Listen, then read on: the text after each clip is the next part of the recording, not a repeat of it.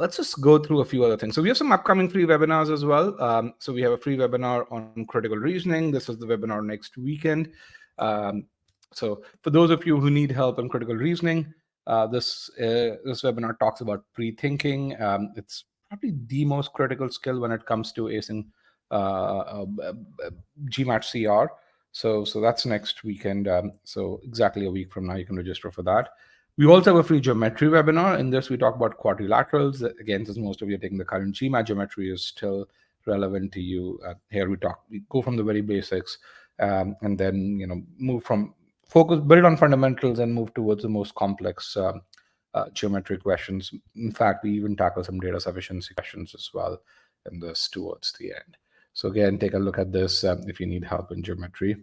And for those of you who have not tried our free trial, we have a phenomenal free trial, whether you want to learn sentence correction, critical reasoning, reading comprehension, algebra, number properties. We have about 2 to 3% of our course available in the free trial. All right, with that, let's go right into, this is what I call as the presentation pane. What you see here is a presentation right in the front of the screen. Below the presentation, you have a Q&A or a question and answer pod. If you have a question, you put that question in the Q&A pod. So this is the pod. That's the one that I'm moving. Towards the right-hand side, you have the space, which is for your question, for your responses. So if I ask you a question, the right-hand space is where you'll see a poll over there, and this is where you respond. Okay. So with that, in terms of simplistic term, these are the logistics for this webinar. With that, let's just talk about what is it that we're going to do in this webinar. So we're going to start with how does the GMAT actually work. So many of you want to improve your verbal, your quant score. Some of you want to go from a 600 to a 750. Others want to go from a 450 to a 750. Your journeys are going to be different, and how that difference manifests or comes from the very structure of what the GMAT actually tests is what this first part will tell you, which is the fundamentals of the GMAT. I saw a bunch of people asking this question. Hey, my accuracy on discrete questions is good, but when I take a quiz, it's not good. And yes, it's a true statement in itself. But in the context of the GMAT, if you want me to answer that question, there's a lot more information that I need. And if you understand the fundamentals of the GMAT, you really understand why am I asking this. There are people who ask this question: how many questions do I need to get right to get to a V40 or to get to a Q48 or a Q50? And in some ways, it's a semi-relevant question. In other ways, it's not, because there are other people who really ask this question and say, hey, I took the official mock and I got 25 questions right and I got a V32. My friend took the same mock, he got a V36. Why the hell? And if you understand the fundamentals of the GMAT, you really know this. You'll also be able to answer questions such as, how do you remember sentence correction rules? And essentially, one of the short answer to this is, if you're focusing on sentence correction rules, then you're studying SC in the wrong way. SC is a lot about logic, and I can tell you I probably know about 8 rules overall in sentence correction, and I can fairly easily score 99 percentile over there if you focus on logic. So don't focus on remembering school. Okay. You'll also be able to understand this piece over here. If you truly have these stats, which is what this person just posted, where your accuracy in hard question is greater than 80%, then you should be scoring 780. You shouldn't be here in this webinar to begin with. So there's something wrong with that stat overall. That's a start of a 780 scorer, the hard piece over there, the accuracy in hard questions. So with the fundamentals of this, okay, we are going to really talk about build on these fundamentals and then translate these into study plans. And we're going to look at different individuals and say, okay, if this is your starting point, these are your strengths and weaknesses, then this is how your study plan would look like. And if you have a completely different set of input variables, this is how your study plan would look like. And we'll really solve it as a project management problem. And you'll see 2 case studies over here. Okay. And then we'll really just look at, how do you make success predictable? How do you take the uncertainty from your GMAT preparation or so? Okay. And as we do that, bunch of the questions that you see on the right hand side, you'd see really good answers to those. So I'm not going to answer them right now, but during the course of this webinar, you will get answers. to those questions. And you'll also get answers to questions such as, hey, what's the value of the first 10 questions? Should I spend more time on the first 10 questions? And so on and so forth. So all of these would be answered in this webinar. And if you still have questions towards the end, ask these questions, but most of you will be able to answer these questions overall. So my goal in this webinar is to equip you with all the tools needed to be able to logically answer these questions. And if you understand those fundamentals, you'd be able to answer those questions by yourself and you'll be able to justify those answers. And that, in my opinion, is really powerful, because if we can equip you to make decisions, then there's no reason why you won't ace the GMAT. Okay. Yes, you will get the recording of this webinar. RK Agarwal has a question that I'd like to answer. I have less time available. Should I still attend webinars or just focus on courses on e-GMAT and practice questions? Started 2 days back and attempted in August. So first of all, you don't have less time. You have ample time on RK Agarwal. You should be. Thank you for providing the data. Data helps me answer that question. You should attend this webinar. It'll be really, really helpful. So yes, anyone who told you you have less time, unless you're starting at a score of 400, you have ample time. Okay. So, and even if you were starting with a score of 400, this webinar would still help you tremendously in terms of making sure that you follow the right path. The only person who probably should not be attending this webinar is someone who has their test in 15 days and then still needs to improve their GMAT score by about 80 points or so. That's where I'd recommend write to me and get advice that's a lot more personalized. Okay, so in this webinar, I'm going to share this presentation with you, but there are a few things that I want you to write down. Why? Because once you write things down, they they essentially get cemented in your brain, and this is one concept that I want to make sure that gets cemented in your brain. Okay, guys, the right hand side is for my questions and your answers, not your questions and my answers to that. There's a Q&A pod, question and answer pod, that's there. So please copy your stuff that you have on the right hand side. And it's my fault as well. I should change the poll question to this. This is what it should be, because the question said something else. So are 2 months enough to get to a score of 730? I'm at this point. Again, those are more personalized questions. Most of these such questions would be throughout the webinar, we will answer them. You'll see case studies and we'll answer those questions using those case studies. However, if you still have doubts towards the end, I'd be happy to address those questions. But answering a question such as, I'm starting off at 500, can I get to a 750 in 3 months, requires about 5 more data points before I can even really just say yes or no. Okay, so please hold off on such questions, and then I'll be happy to address those if you still don't have good answers by the end of this webinar. If you listen to what I'm saying, you'll have a really good answer and you'll be able to answer this question by yourself.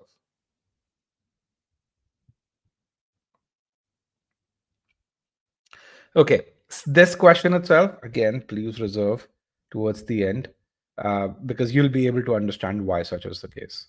If there's a difference, what's the difference and why is that the case? Okay, I'm going to clear those answers, remove broadcast results so that we can move forward. All right, so let's talk about this. When it comes to acing the GMAT, there's one thing that I want you to remember, which is it's about ability. If you have the ability to answer questions, there's a very, very, very high likelihood that you'll be able to ace the GMAT. If you don't have the ability, then I can give you the best strategies in the world. I can tell you all the tricks of the trade. You can learn about the GMAT, but nothing's going to help you. And the reason I want to just emphasize about the fact that acing the GMAT is about building ability is because a lot of people worry about these things at the bottom. It says, hey, I've got to fix my timing. I've got to figure out which section to answer first. I've got to figure out which questions to skip, which ones to actually answer. All of this together accounts for, I would say, less than 15% of your performance on the test. And that 15% starts to become important only once you have the relevant ability. If you don't have the relevant ability, these things have no value. You can really learn, as I said, all the tricks in the trade. Nothing's going to help you. But only if you have ability, that's 85% for you. Then we can really talk about these things. Okay. All right. So with that, let's kind of talk about this one question, which is, accuracy versus ability. This is really important to understand. Why? Because a lot of people focus purely on accuracy. Accuracy is, when you take a 10 question quiz, you get 8 questions right. You say accuracy is 80%. It's what I call as an absolute metric. There's no comparative aspect to it. You take a 10 question quiz and you get 8 right. uh, uh, and essentially you might think, oh, it's great, I have a 80% accuracy. But then if those questions are of medium difficulty, then that ability that it would translate to is about 50th percentile ability. So doesn't tell you anything about how good you are overall. On the other hand, if you take a 10 question quiz, each one of those questions is hard, and you get 7 out of those 10 correct, that translates to about 85th percentile ability. So really, really important as to the context. Accuracy doesn't have any comparative aspect to it. As the ability, on the other hand, tells you how good you are compared to other test takers. So another way to really just say this is, when you really put in difficulty level along with accuracy, you get ability. Okay. And on the GMAT, ability is a true metric. Why? Because the GMAT is a comparative test. It measures you against other individuals. Okay. So let's just see how does this manifest into how the GMAT actually works overall. And that's really important. And there was this question over here, the official marks, are they off by about 40 points from the actual GMAT? You'd be able to understand this question, get an answer to this question through this as well. Now, this is how a regular adaptive, a simplistic adaptive test algorithm works. The GMAT's a bit more sophisticated, but it's built upon the same principle. So what you see over here is the first 5 questions on a mock test. This is where you see the question numbers. On the y-axis is what you see the difficulty level. So the higher you go on y-axis, the more difficult the question becomes, and the lower you go on y-axis, the easier the question becomes. It's as simple as that. So we're going to take 2 cases or 2 students. Student 1 or case 1 gets the first question. First question is always the median difficulty level.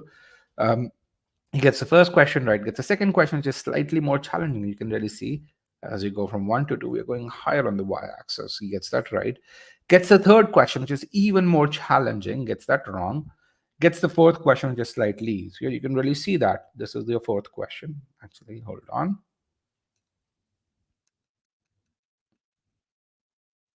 This is your fourth question. And why is my, just 1 second, guys. I don't know why this line came in, but now it's there. This is the fourth question. You can see if you draw horizontal lines between question numbers 2 and 3, it's right smack in the middle of those lines. Gets the fourth question right. Gets the fifth question slightly more challenging, gets it wrong. Okay. Now we're going to talk about student number 2. Student number 2 gets the first question, median difficulty level. So our medium difficulty level is what we, to be more precise, gets that wrong. Gets the second question, which is easier, gets that right. Gets the third question, which is slightly more challenging. You can see we're going higher on the y-axis as we go from 2 to 3. Gets that wrong. Gets the fourth question, which is easier, and gets gets that right, and the fifth question right as well. Now, if I were to really end the test at question number 5 and ask you who's doing better, if we were to take their scores at this point over here, who do you think would be doing better? Student 1 or student 2? It's got about 50 responses. I have about 85 students here in the webinar. Who is doing better, student 1 or student 2? I have about 27, 28, 35, 38, 48. Cool, 52 responses. Let me end the poll, broadcast the results. 83% of you think student 1's doing better. That's good. That is the correct answer. Why do you think student 1's doing better? Tell me, what's the reason for student 1 receiving a higher score if we were to end the test at this point?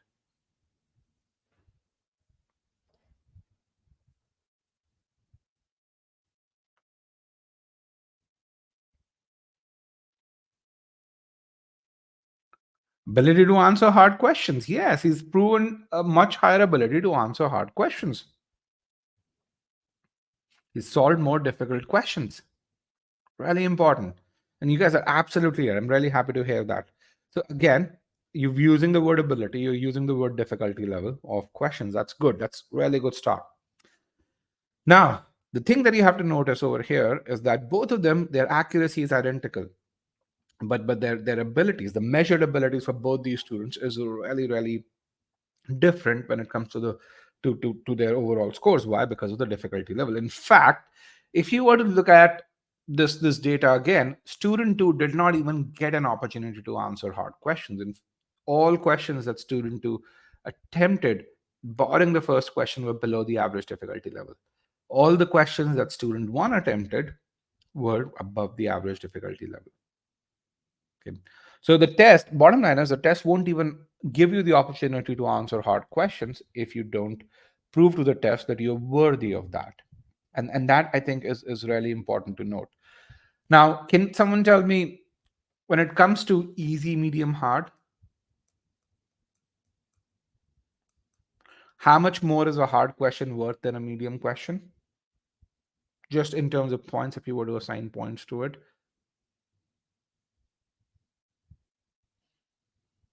Okay. 8 points is what? Medium or hard? You should just also mention that.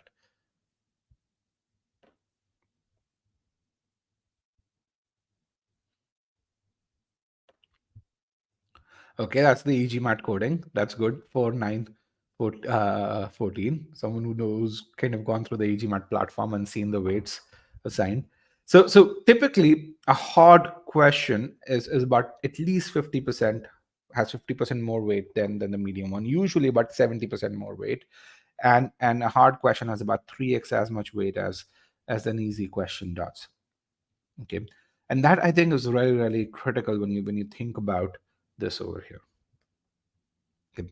So when it comes to acing the test, you have two challenges you have to overcome. One is to make sure that the test serves difficult questions to you, and the second is to make sure that you answer them correctly, because that's the only way the test is going to continue serving difficult questions to you, or answer them with a reasonable accuracy, and that reasonable accuracy is 55% or higher. Okay. Now, a lot of people will tell you that the GMAT's really sophisticated. How many of you have heard the algorithm is really sophisticated? Don't try and guess the algorithm, and so on and so forth. It's very difficult to replicate that algorithm. How many of you have heard that piece? Okay. All right. Anyone here in algorithm design who does algorithm design for a living, whether it's designing algorithms for an operations flow, or whether it's designing algorithms to route components on an integrated circuit, whether it's designing algorithms to really index a search engine, and so on and so forth. So the GMAT algorithm is actually fairly old. It's a classical adaptation of your maximum likelihood algorithm, and with a very low compute load, if you were to go into mathematics. But in very simple terms, the way it works is the way humans work. And if you have hired someone, or if you know how hiring works, then you probably know how the GMAT works. It's as simple as that. So let's kind of do this over here. And a lot of the questions that you were asking, if you understand this, and if you apply the principle to the GMAT, you'd be able to answer those questions. So let's assume that your job's to hire someone for an organization, and that organization has essentially 5 levels or 5 roles. The highest level that you could hire a person for is an executive vice president. The next higher level is president, and the lowest level is that of an analyst. Now, let's start with the first two questions. So when a candidate comes in, you're the hiring person, you've got to place this. The candidate answers the first question. The first question that you're going to put in is that of a director level question. Let me actually make this try slightly larger.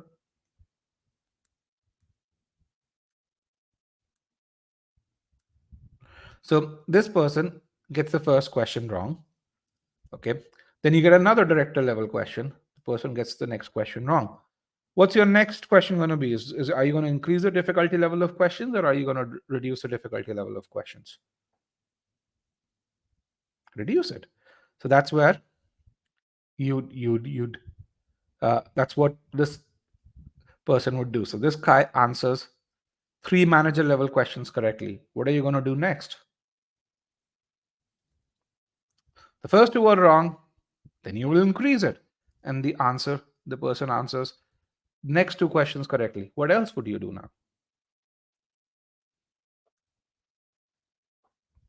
Increase again. Essentially, that's how the GMAT works. Then you'll get to a VP level question. Okay. Now, let's just do one other thing.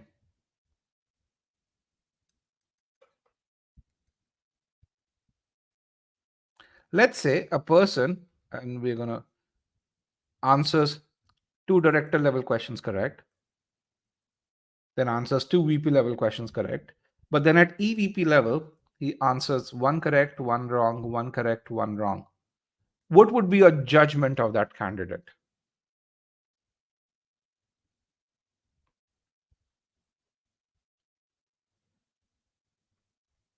He's at least a VP level guy, maybe an EVP level. Do you think he's a good candidate? Do you think he's a good candidate? No. Yeah, at least a VP level guy. That's a great candidate. Because remember, even when you're hiring someone at the EVP level, you still want to give them room for growth, right?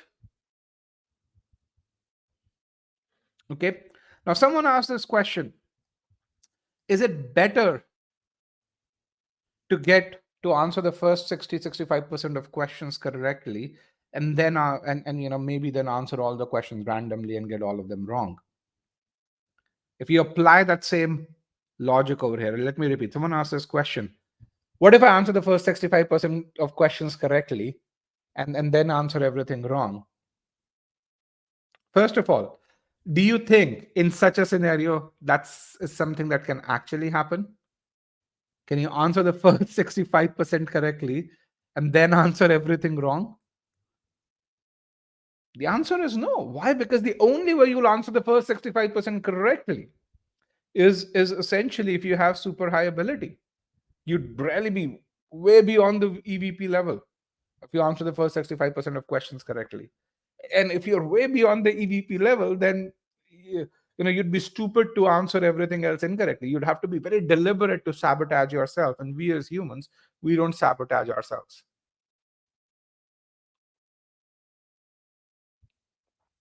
Does that make sense? So and again, the person who asked this question had a very simplistic view of it, and then the view that was there was, and again, the person is still here in the webinar. The view that was there was that, hey, what if I spend all the time on 65% of the question, and by doing so, I will improve my accuracy a lot. Right? That's the piece over here. You can see that person type this. So what that person is saying is plus time plus ability.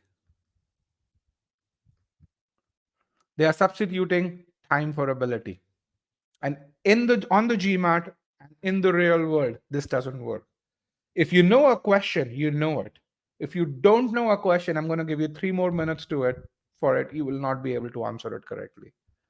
Ability and timing are very independent things on the GMAT. You cannot substitute one for the other.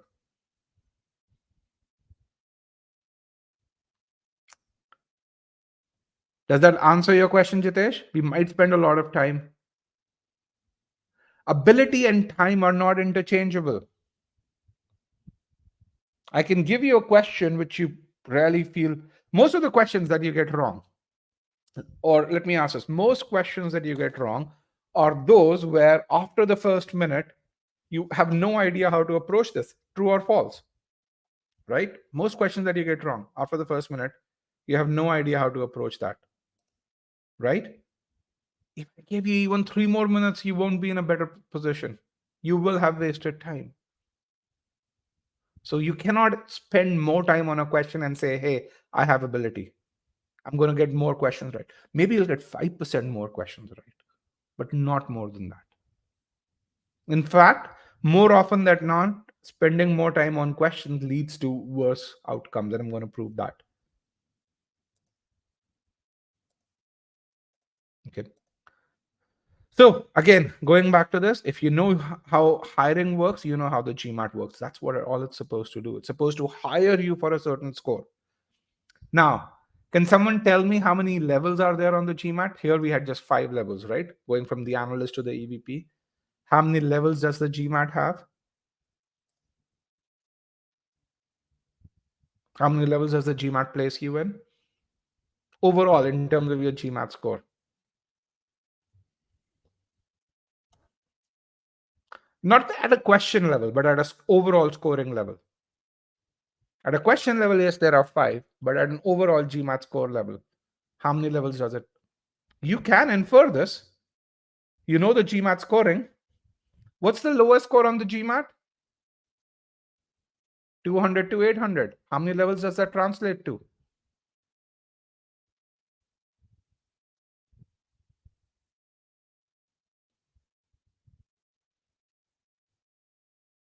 How many levels does this translate to? 200 to 800. Is that 8 levels? Think about this. It's a fairly simple question. What's the interval between 200 and 600? How many points does your GMAT score increment by? 10 points. So if your starting score is 200 and your max score is 800 and you have 10 points, and if both are legible scores, then we're talking about 61 levels. It's as simple as that.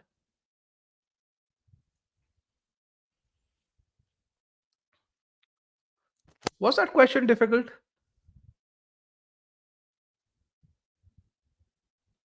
Was that a difficult question?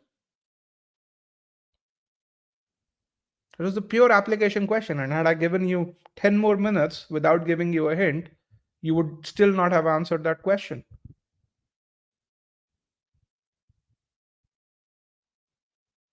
And that's the point what I'm really saying. If you know stuff, you'd be able to answer it like this. If you don't know stuff, you can continue spending 10 minutes on it. Someone actually, a few of you got further. So when someone said 6 to 51, you were thinking in the right direction. And that's good. Okay.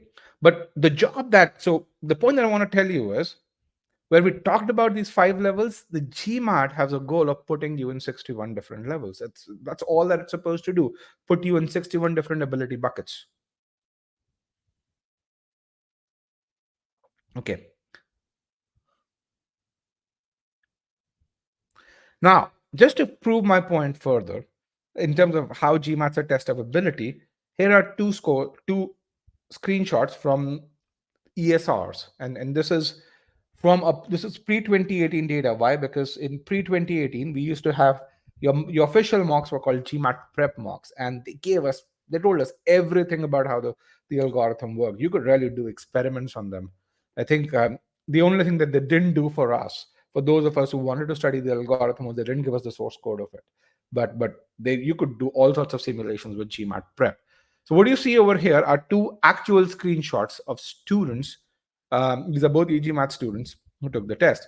And if you were to the red rectangles or where students made mistakes, and in that era, the verbal section of the GMAT was 41 questions, not 36 as it is right now. And what you'd really see is, from an accuracy standpoint, the only difference over here is this guy got the first 2 questions wrong.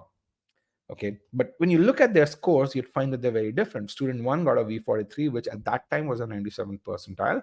Student 2 got a V32, which at that time was a 65th percentile. So essentially, in other words, what the GMAT told student 1 was that, given the fact that there are about 200,000 people who take the test every year, you are among the top 6,000 students. And what it told student 2 was that you are among the top 70,000 students. So there are about 70,000 students who are at the same level or ahead of you. Now, based on this, I want to ask you, is the GMAT harsh? I'm going to give you a yes no question. If you think the GMAT's harsh, select yes. If you think the GMAT's not harsh, select no.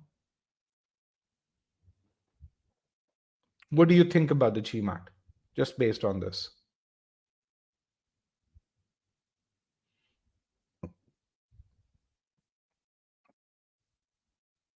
Is the GMAT harsh? I want 50 responses.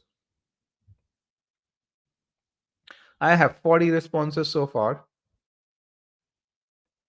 Is the GMAT harsh? Yes or no? 47, 49, 50 responses. That's wonderful. 51. Let me end the poll, broadcast the results. So 54% of you think the GMAT's harsh. 46% of you think the GMAT's not harsh. I'm going to give each camp a chance to defend their position. Those of you who think the GMAT's harsh, only those folks, tell me, why do you think the GMAT's harsh?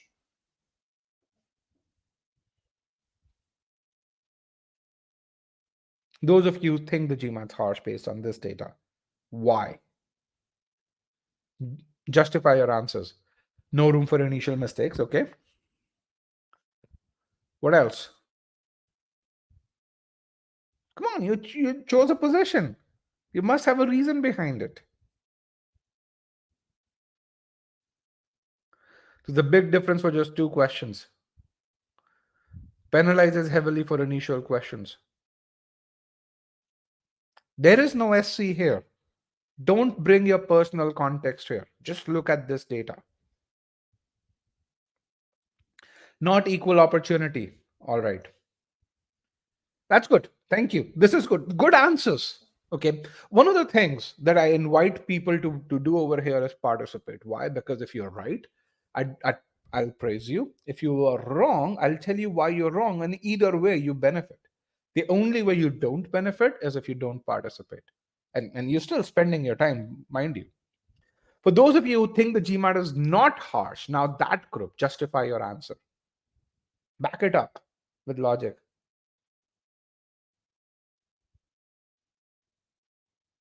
Most questions weren't incorrect here. The guy, they made 9 mistakes beyond question number 10.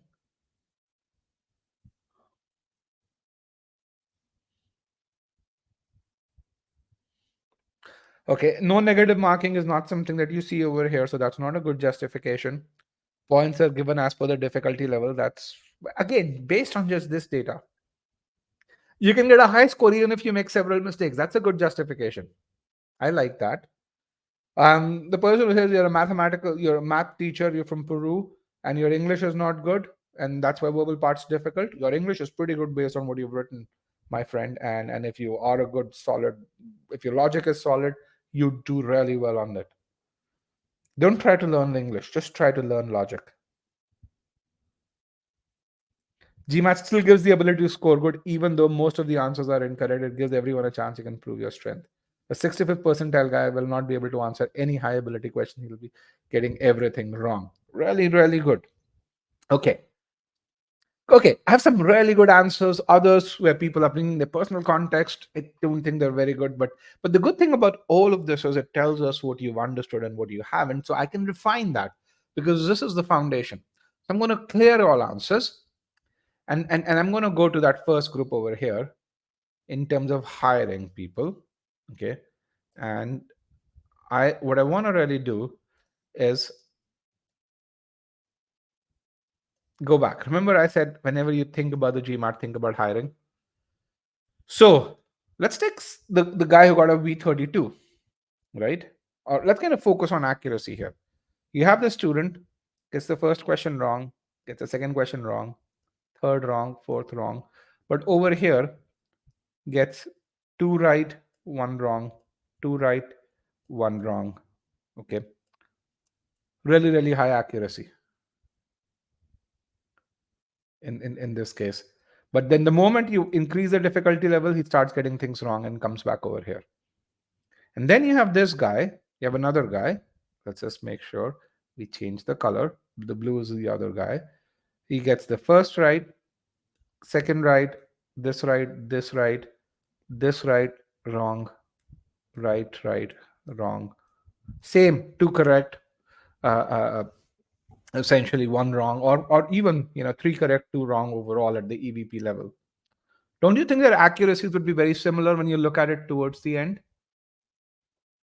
for these two guys? But one's getting this, making mistakes at this level, the other guy is making mistakes at this level.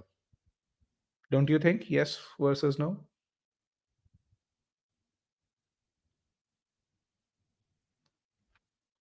What are the chances of EVP guy not making mistakes at an analyst level? We had a math teacher from Peru. What are the chances of of essentially, let's say, a grammarian making mistakes on simple sentences? Simple sentences are sentences that are 10 words or fewer. It's probably less than 1 in 10,000. The person who's a grammarian is very careful. So in the same way, an EVP, for that person to make an analyst level mistake, is 1 in 10,000.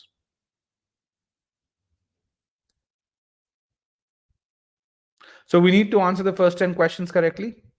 Let's kind of talk about it. We'll talk about that specifically. So coming back to this, and both of these were e-GMAT students, and this person over here, these were their GMAT prep scores. This guy on the actual GMAT got a V44. This person got a V35. So the official marks did a really good job estimating their ability. Okay. So is the GMAT harsh? Absolutely wrong. Not. It's absolutely not harsh. Why? Because imagine this. The guy made 9 mistakes out of 41 questions, still was able to get to a 97th percentile. Is that a harsh test? 9 mistakes, 97th percentile. No. You can get a quarter of the questions wrong, still get to the top. It's not a harsh test. Not at all. It's a beautifully designed test. That's why every test tries to mimic the GMAT. The GRE changed its entire. The GRE earlier was never adaptive. In 2012, it tried to be more like the GMAT. The ACT is trying to be more like the GMAT. The SAT is trying to be more like the GMAT overall. So if you can't assess your performance based on accuracy, how can you assess your performance? The answer is ability. Okay. So on the GMAT, you look at an individual's ability score, and then you compare the abilities, and they are comparable.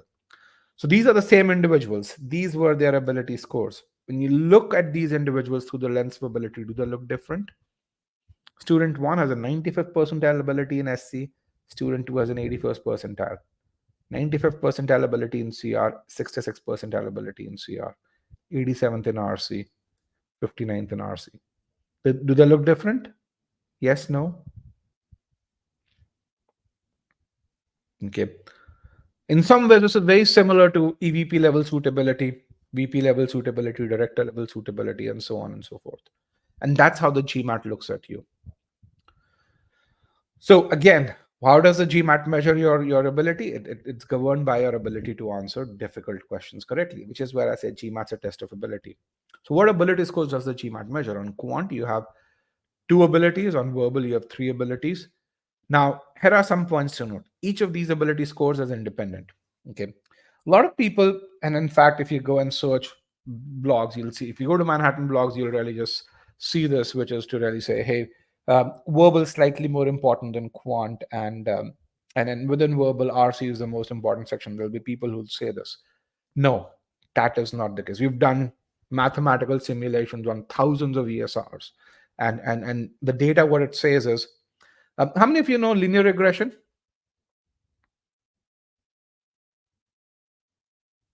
Okay, so if you take data from about 1500 ESRs, and what you do is you take the SCCRRC ability scores. ESR is an enhanced score report, which if you pay the GMAC $25, you're going to get that.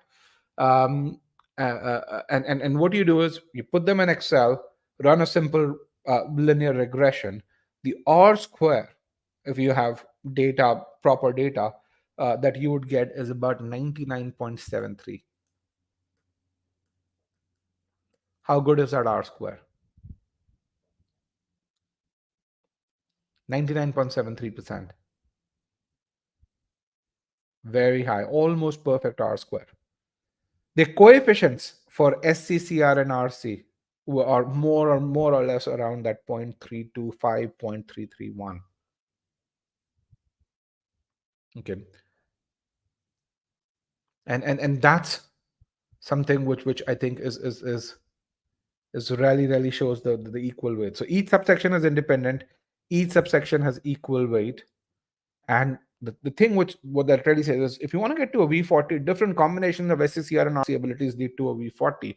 So depending on your natural strengths, you need a target ability for every subsection. Okay. Now, one, two, and three, what they are saying, and the same thing applies to quant as well, by the way. So every subsection is by itself an entity and an equally weighed entity. The process of how you go from a 30th percentile to a 90th percentile in every subsection is identical. And your starting points based on your natural ability would be different for each subsection. So the person from Peru who said, hey, I'm really good in math, I have problems in the verbal part, that person may have a much higher ability in CR, starting ability in CR than in SC, just given the language barrier, or so, or may have a much higher probability of improving in CR than in SC. Okay, but essentially that's the natural aspect, which is where the starting points come in. But the process that you would go through once you start building ability it's the same process that you're going to follow in SC as what you're going to follow in algebra, for example. Okay. So it's really important to figure out what your starting point is. So to tell yourself, hey, what ability scores are you aiming for? All right. So in terms of improvement's possible. Here's an example of a student who improved from a V17 to a V40. And what you really see is V40 is the 91st percentile. These are the ability scores that V40 is composed of. And I'm going to share a link so that you can download that. So this guy is number 2 over here, which says download ESR. If you want to download the ESR, he's been generous enough to provide a link to his ESR. This. Now, how did he get to a V40? And first of all, V17 to V40, tremendous improvement. But then think about how his accuracy over here. In the first block, his accuracy was 88%. In the second block, his accuracy was 71. Why? Because the question started to be a bit more challenging. In the third block, as you know, he pretty much got only hard questions, or what you guys know as 700 level questions. And you can see he actually got half those questions wrong, but still ended up with a V40. Okay, this is what I call as a build, maintain strategy. If you have the ability, make sure you force the test to serve difficult questions to you, and once you get to that point, frankly, then you maintain your ability, you're going to get a high score. Why? Because if you get to that EVP level, and you're allowed to make mistakes at that level, but you've got to prove to the test that you are worthy of getting those questions served to you. Okay, does this make sense? I know we spend a lot of time on this, but I want to make sure you have the right foundation before we move forward.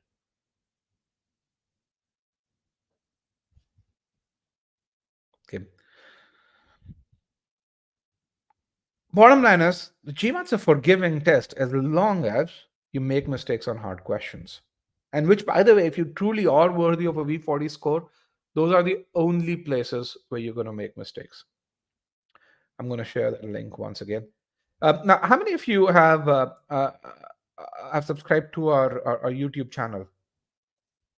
How many of you, are subscribers on our YouTube channel? Let me clear all responses so that if you haven't, we share 2 success stories every week or so. These are unedited interviews. These are not interviews where people are saying, hey, e-GMAT is great. These are interviews where people are talk about, this is where I started with, this is where I struggled. These are some of the decisions that I made. These decisions worked. These ones did not work. And here is why I can justify why the ones that worked and why the ones that did not work. Here is how I found time when it comes to studying for the GMAT. So if you haven't subscribed to our YouTube channel, definitely do that. You'd be able to really you'd learn from their journeys. That's the best way. And it's the world's largest collection of GMAT success stories. So yeah. And here is a link to our YouTube channel, number 1. And below that is a link to my LinkedIn score as well. My LinkedIn uh, account as well. So if you want to connect with me on LinkedIn, you can use link number 2. All right. With that, let's look at these questions that you've been asking. Do the first 10 questions matter? Should you approach them differently? And should you spend more time? So these are all three of them are yes, no questions. And by the way, for your multi-source reasoning, you'll have to answer a bunch of yes, no questions. So I want you to really just say why, NNN, depending on what you think your response should be. So here are three questions. Tell me the answers to these. I, once I get 20 answers, I'm going to broadcast results.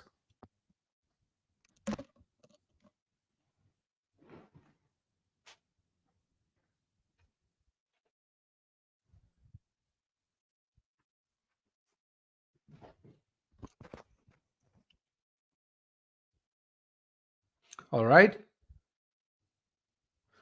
Good. I have some good responses here. YYN, YYN, YNY, YNN. Yes, very much. Yes and yes. Okay. You can really see how first and is that obsession with first and exists.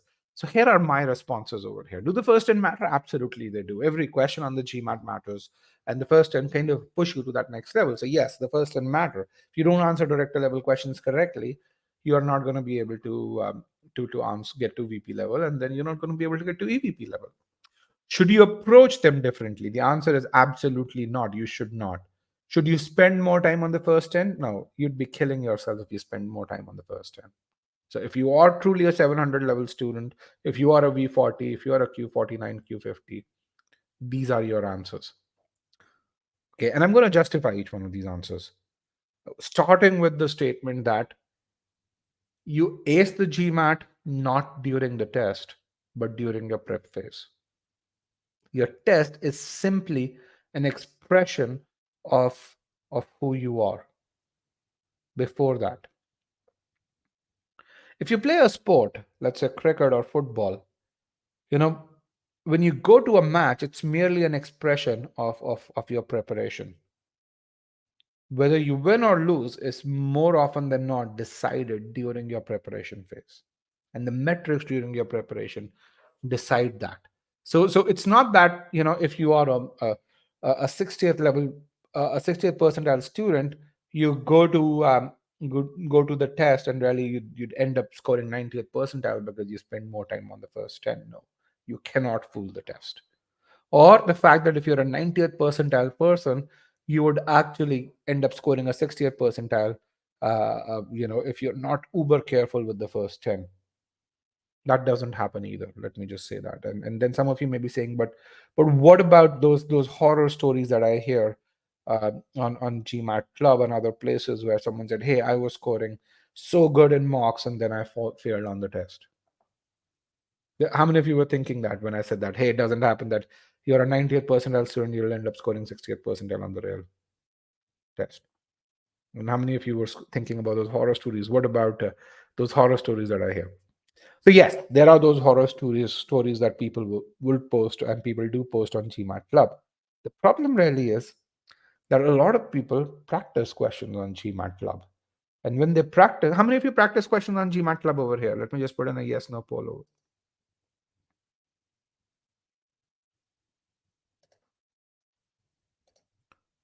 I'm going to share the YouTube link slightly later on. Give me just, how many of you practice questions? A lot. And GMAT Clubs gives you a really great way to practice questions that are there on official mocks as well. And a lot of people who really say this and say, hey, I was consistently scoring 740 on official mocks, but when I went and took the actual GMAT, I got a 600. They have practiced those questions. And if you practice those questions, then your official mock scores are irrelevant. We used to be very active on GMAT Club, and when someone would really post this, we would all my response would be, come take an e-GMAT mock because our questions are not anywhere, and those guys would score very close to what they got in the actual GMAT on the e-GMAT mock. So in terms of and so that's one data point. The other data point that I have is if so within e-GMAT we have 5 mock tests, but in our Scholaranium we have enough questions outside of those mock tests that you can make 15 more mocks. And in Scholarinium, if your stats indicate that you're an 85th percentile student, then 90% of those students score within the 80th to 91st percentile. 90%. And yes, GMAT Club has questions from other sources as well, but it also has questions from the official mocks. So the point that I'm trying to make is, if you have the ability, then there is no way you're going to falter unless and until you yourself sabotage your performance.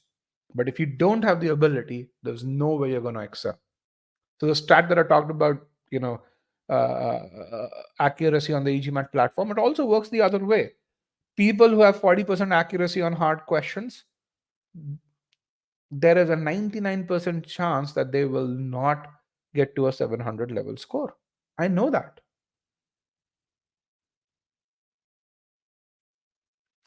The official quest bank on e-GMAT does not have options. Why is that so? It's a very hard thing for us to do. Unfortunately, the GMAC would not give us the license to put those questions. I have approached them multiple times. Now, GMAT Club does a very clever thing. If you look at the terms and conditions, they really say, hey, if you attempt questions on this, which have been posted by other individuals, we are not liable for it. So because on GMAT Club, the questions are not uploaded by GMAT Club, they get around that liability, and the GMAC does not have the ability to follow up with every individual who uploads a question. At e-GMAT, unfortunately, we can't do that. Okay, so the best we can really do is upload partial questions, because that's what the GMAC would allow us to do, and we do not want to really infringe upon anyone else's IP. And the benefit to you with that is, yes, you get the partial questions, but it's really the power of the analytics that this Colranium platform provides. That's the power. That's where we've spent about $2 million building this Colranium platform. So that's essentially why you do this. And we don't want to make sure, I mean, legally speaking, is anyone a lawyer over here? Is anyone a lawyer here?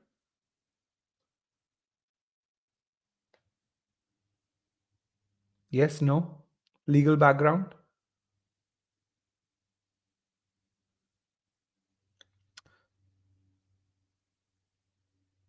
Yes. If you are a lawyer and if you willfully buy or leverage stolen property, are you culpable? Someone who's a lawyer, if you willfully buy stolen or leverage stolen property, are you culpable? Yes, no. The answer is yes, you are culpable. Absolutely culpable. And in many ways, legally, when we attempt questions on GMAT Club, in the eyes of law, that's what's happening. Again, not that the GMS is going to come suing you, but just legally, you are legally culpable, and that's one of the reasons why we cannot do this. If we put official questions on our platform, you'd be legally liable, we'd be liable, and the GMS again, unfortunately, doesn't want to license questions to us. Okay, let's come back to the GMAT. You can really kind of see it's a touchy topic for me. I've been trying to get that because it will benefit our students tremendously. Jitesh Sadari, Sigma X mocks adaptive? Yes, absolutely. They're adaptive. Then how does it show me the unattempted question after the exam? The unattempted question, so every Sigma X mock, on the verbal side has about 2.5 times as many questions as you would take. Essentially there are about 100 questions on the verbal side. On the quant side, you have about 90 questions, and all the unattempted questions then go into your Scholarinium pool. So when you take a Sigma X mock, you'd really see, and you go back to Scholarinium, you'd see the number of questions over there increase, because the unattempted ones enrich that Scholarinium pool. Okay, so let's talk about the first 10 questions. So let's say you are a 90th percentile student, which means before your preparation, your ability is 90th percentile. Then what it means by definition is that if in your natural course of things, Your probability of answering a medium question incorrectly is just 10%. Your probability of answering a medium hard incorrectly is just about 20%. And your probability of answering a hard question incorrectly is 65%. Okay. Everyone understands these numbers? Yes, no? Okay. This is the composition of a 90th percentile student. Okay. Now, in the first 10 questions, I'm going to kind of draw this over here. If a majority of the first 10 questions are medium, right? The majority of the first 10 questions are medium over here. Do you think in the natural course of things, a 90th percentile student will make mistakes?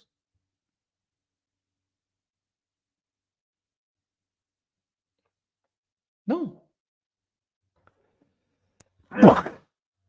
In the natural course of things, the 90th percentile guy will not make mistakes. Okay. So if you go through it naturally, if you go through the natural progression without spending more time, without paying extra attention to this, the first 10 questions, you're going to do just as fine. Now, if it so happens that the test might throw one question here, which is essentially let's say a 700 level question or an EVP level question over here and an EVP level question here, and you get one of them wrong, do you think the test is going to mark that negatively against you?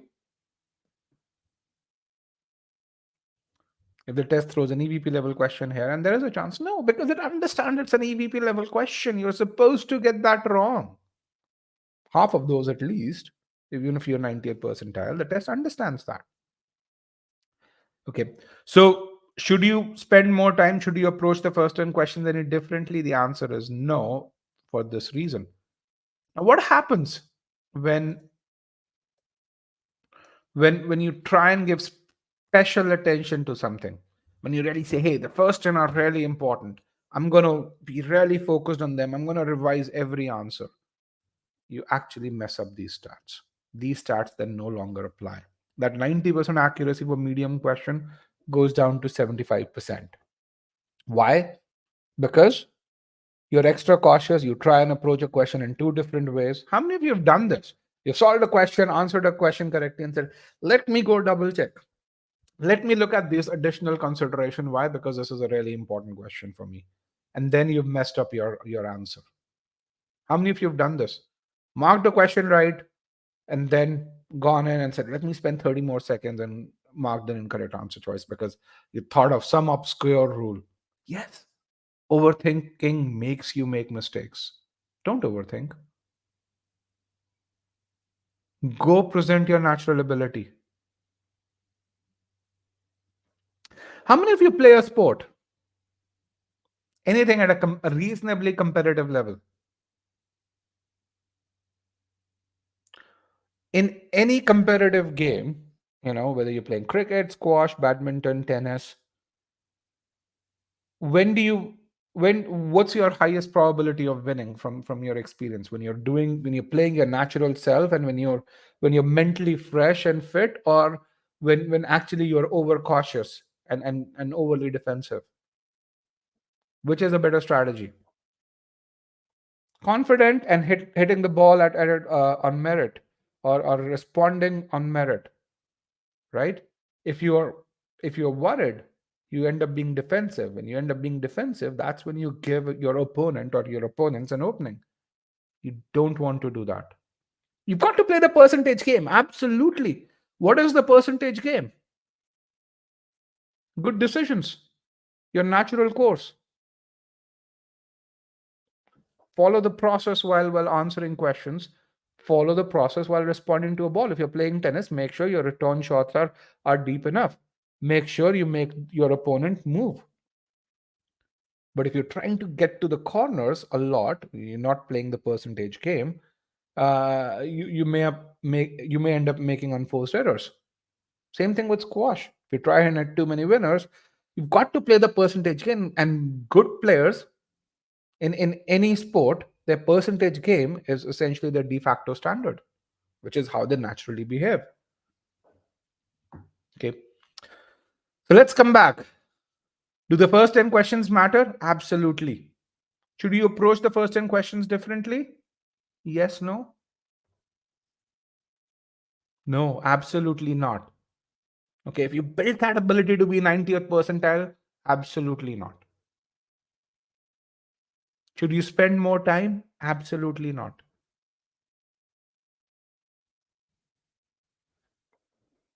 Yep. And bottom line is, when it comes to difficult question, everyone makes mistakes. There's one of our former students, Magdalene, I think she's studying at Wharton right now. She's got a 780. I think she had a V47, V48. I looked at her ESR. She made mistakes on the verbal section. This guy is studying at Booth. He got a V47. He made mistakes. In fact, he got a Q48 because um, uh, I think he took the online GMAT and he joined the exam 9 minutes late between sections or so, if I remember correctly. But bottom line is, all of these guys had high ability during their preparation. Their actual GMAT score was merely an expression of, or a manifestation of, the ability that they acquired during their prep phase. Okay. So my takeaways for you are, if you have the ability, just approach questions in a normal way. If you don't have the ability, don't take the test. Mukul says, I've been working for about 5 years. I forgot almost all maths and other concepts. Where do you start? Okay, that's a good question, Mukul. So, and I'm sure many people have such questions over here. Within the e-GMAT course, whether you're looking at quant or verbal, you have a bunch of diagnostics. On the quant side, a quant course actually builds a personalized course for you, where we look at what you know and what you don't know, and if you know a certain set of things, then we automatically blank out those learning activities for you. So we have this thing called personalized adaptive course engine, looking at where it has about, throughout the course we have peppered I think about 25 diagnostics, and based on the results of those diagnostics at different stages, it'll build courses for you.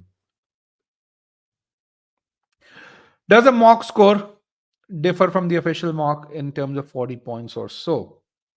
So this is where uh, uh, essentially you have to interpret what the GMAC says. Let's say you're in a high performance game. Let's say you are in that 75th to 95th percentile. That's what I call as a high performance game now. Some of you may not consider 75th percentile to be high enough, but it is in the high performance zone.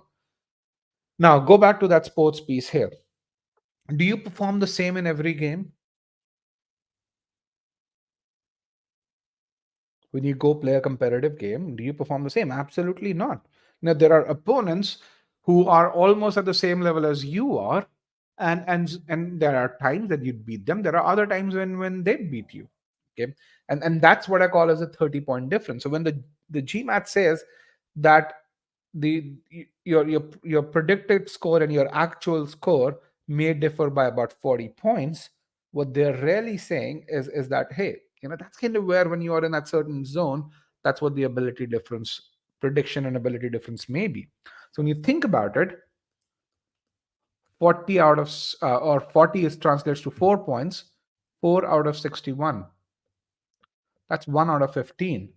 Or in many ways, that's what, that's 6% error rate. In terms of this, that's a pretty darn good error rate, essentially, for anyone to really just say that. I think that the good thing about it is, the GMAC actually tells you that.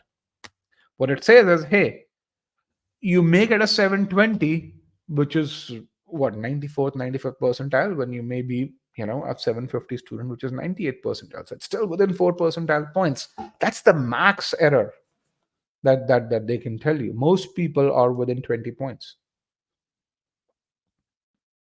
Does that make sense? It doesn't mean that that essentially you would always have that 40-point difference. What they're really saying is, if I were to really just look at this over here, and I were to draw a curve in terms of, this is which this is kind of a distribution of people's actual ability against the scores that they received. 40% over here is 40 points is one standard deviation, I think, on either side of it, which I think is a phenomenal thing. And I think this distribution is way more narrower than a standard normal distribution here.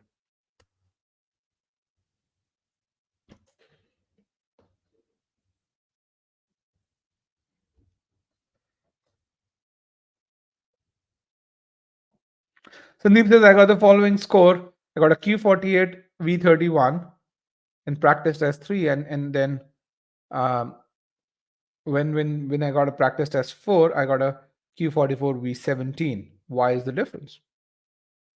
I don't know. I mean, I can explain to you if I get more data points in terms of how much verbal did you prepare before each mock, how did you approach before in each mock, but again, without those data points, I can't. The only way I really just say is draw parallel in sports, and in sports, you have a variation if you're not warmed up properly, if you have a variation if you've not been physically fit before a game. That variation happens. And so with that, let's kind of get to the next piece over here. What's the process of building ability? Because that, I think, is the most critical piece. Will multiple attempts normalize this? They do if you're not learning anything new between attempts. But if you're learning new things between those attempts, then that's where your new attempt will actually show a different. At the midpoint of that, the predicted ability piece of that would be different. Okay. So with that, let's kind of talk about a study plan now, and then we're going to go into the process of building ability. So what does a study plan do? Can you guys tell me what's the job of a study plan?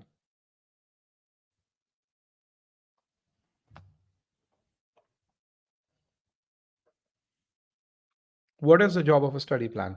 Okay, tells you the order of attempt of learning, keeps you on track. What else?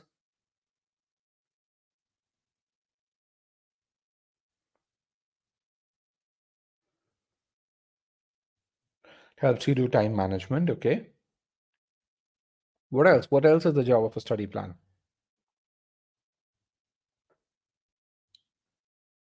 Organize the learning. Okay, that's a good answer.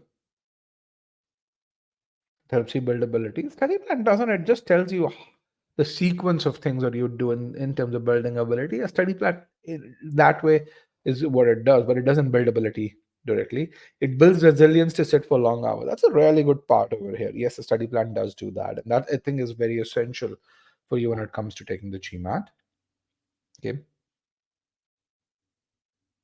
Prepares us to build ability, process skills. Okay, good answers. So at e-GMAT, the study plan is supposed to answer 3 questions. Okay, first is how will you reach your target GMAT score? The second is how much time do you need to put in? So how means what ability scores are you aiming for? The second is how much time do you need to put in respective subsections to get to those ability scores? And then the third is in terms of building that ability, which aspect of learning do I need to put my time in? That's the third piece over here. And what I'm going to do is I'm going to take case studies to tell you how these 3 questions lead to answers against each lead to answers for different individuals. Okay, we're going to look at 2 individuals, Ayush and Rafaela. Both of them went to Ivy League. So Ayush went to Columbia. Rafaela went to Harvard. Ayush's starting score was 670. Rafaela's was 600.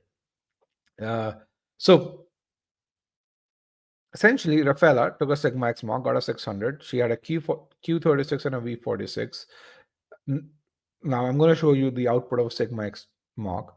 These were her starting abilities. What are your observations from a starting ability? So you take a Sigma X mock, you get your ability scores. You don't just get a quant and a verbal score. You also get what are your SCCR, RC abilities. So what are your observations here?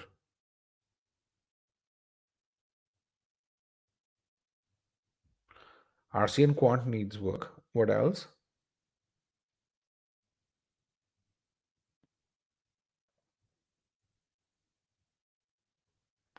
Arithmetic needs major improvement. Yes. Low math ability. What's good? She's good in SCNCR. Yeah.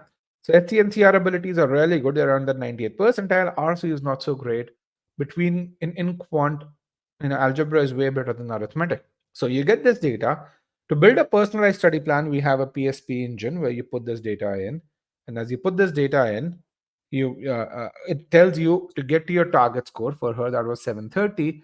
What should be your target abilities? And what you see it did was it says, okay, 90th percentile is really good. We want to just keep it there. We don't want to take it beyond 90th percentile. Why? Because then that's where it gets into that risky category where the test day performance could determine whether it's 95th, 97th, and so on and so forth. So we're going to keep it what it is. But let's kind of now focus on improving other abilities. So the first thing that the PSP engine did was it said, let's kind of improve that RC ability to what we need. And because this is clearly going to be a verbal leverage study, then between arithmetic and algebra geometry, it said, this person is really comfortable with algebra geometry. So let's kind of try and push that to 83rd percentile. And then we'll only have to improve the arithmetic ability to 57th percentile if you're aiming for that 730 score. Now, this is really important, and this is something that happens right on day zero or day one. If you're an e-GMAT student, this is something you've probably experienced. And the reason why this is critical is because here are some decisions that are inferences that you can draw right from this. One of the inferences is in arithmetic, I don't need to answer the most challenging question. I'm only aiming for about that 60th percentile. But in everywhere else, I need to be able to answer difficult questions with about 60 to 65% accuracy. Okay. Can you see how just from these numbers you can draw these inferences? And when you answer those questions here, you can really figure out, or you can even guess where to focus. Then what it does is it really generates time estimates as to how long will this person need to improve over here. Okay. So in terms of this, it has a model that it looks into, which is that, hey, to build ability, you've got to first learn concepts and application, then you have to master application, and then you have to refine to perfection. And as you go through these stages, once you learn concepts and application, you get up to a 55th percentile or 60th percentile ability. If you do a good job here, this is where you would get to. For those of you REG matters, if on a majority of your application files and practice quizzes after application files, your scores are 70% or higher, you're kind of approaching this. This is a really critical stage. What do we call this mastering application stage in the e-GMAT context?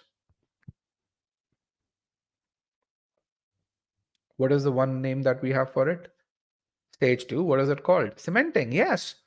We call this cementing, and this is really important. So think about it this way. When you're trying to build a wall, stage 1 is very similar to laying bricks one on top of the other. And those bricks provide strength. They are the backbone of the wall. But then you want to make sure that walls essentially resistant to lateral pushes as well. Why? Because bricks provide support for vertical pushes, but you also need to have support for lateral pushes. And this is where we use the word cementing. And in the e-GMAT platform, for every subsection, you have specific cementing quizzes at medium and hard level. Once you do cementing, and you have thresholds that you have to achieve at cementing level, once you achieve that, you can go from one subsection to the other. You're not going to forget what you learned. Someone asked this question, hey, I forget the SC rules, or when I go from verbal to quant, I forget verbal. If you do cementing, you're not going to forget most of it. And whatever you forget, you're going to find it very easy to come back and revise your error log and your cementing quizzes. Okay. Now, when you graduate cementing's graduation thing is 55% accuracy in hard questions. That translates to a 70th to a 75th percentile ability. And then you go through stage 3 of refinement, where you go from that 71st to 90th percentile. Oh, okay. And this is where if you know how to read analytics, Collinium provides beautiful analytics. It tells you in SC you may be at 75th percentile, but the reason where the next 15 percentile will come from is comparison medium and comparison hard questions, and everything else is PG. So this is where those things are there. But if you need help figuring out how do you go from a 71st to 90th percentile, right, dude, we have 5 people who work full time helping people just on this. Are there any LM students here? LMP students? We call this the last mile push.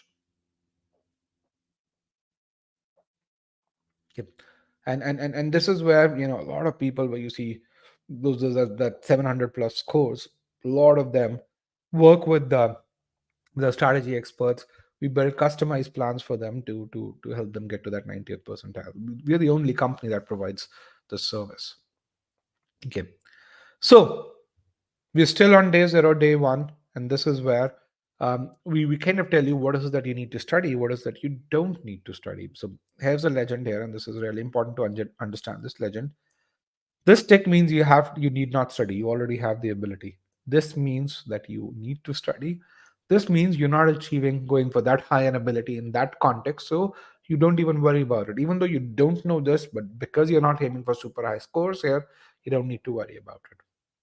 For Rafaela, this was the map that that she generated for herself, where on the verbal side, she pretty much knew stuff. All she had to do was maintain. On RC, she had to start from the very basics, as well as in quant. But again, in arithmetic, you can really see refined to perfection wasn't needed. Why? Because again, she wasn't aiming for that 90th percentile. Does this help in terms of process of building ability?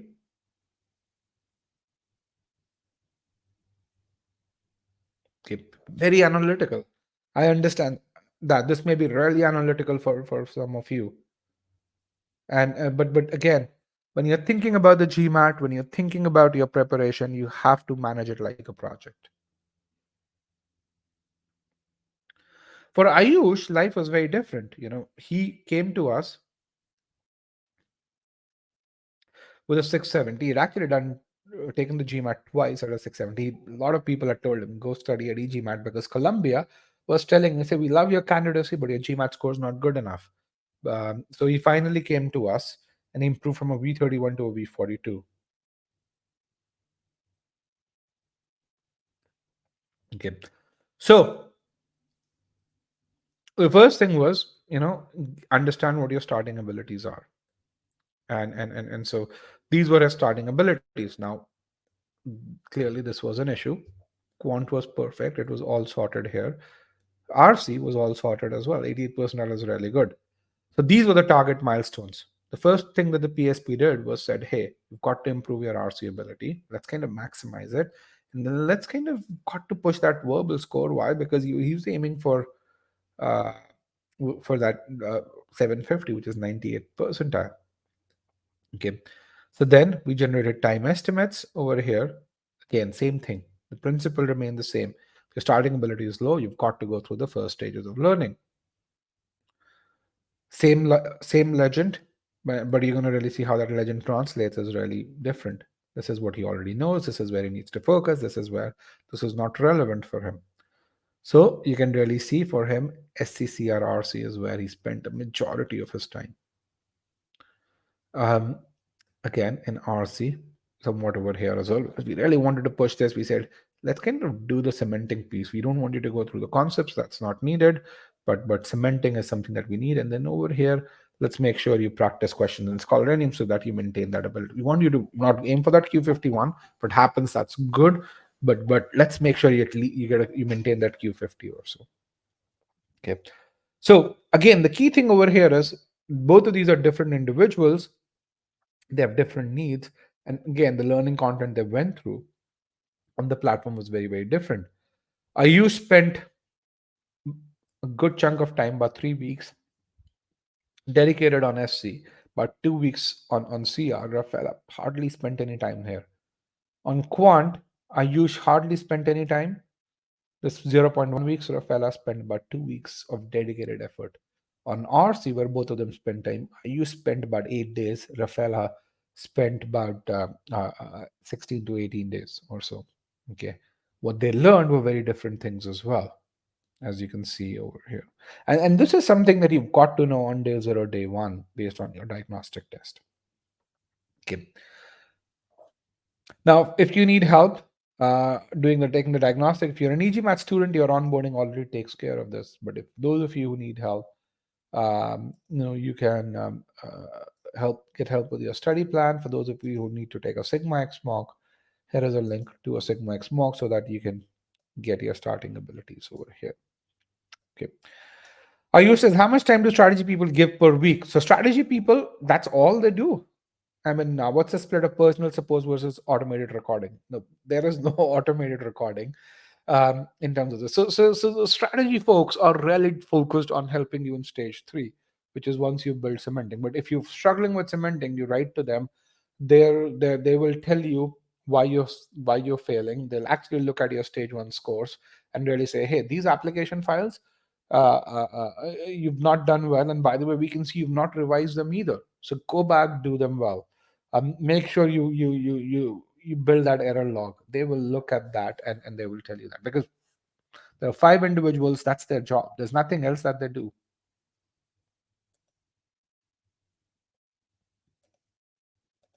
Okay, let me hide these.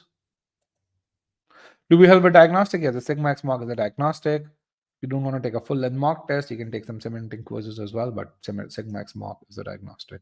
And then the reason why that 730 or higher score is really important, which most of you are aiming for, is that it has a huge impact on your chances of admission. Now, in 2021, we did this research where what we said was we looked at our students, and because we have so many success stories, we probably are the only company in the world that can do this research. So we reached out to 500 of our students, and we not only collected their GMAT scores, which most of that data we already had, but the data that we collected was which schools did you apply to, where did you get admits from, where did you get scholarships from, what's your background, how many years of experience do you have. So it was about a month-long exercise to reach out to these folks and build that database.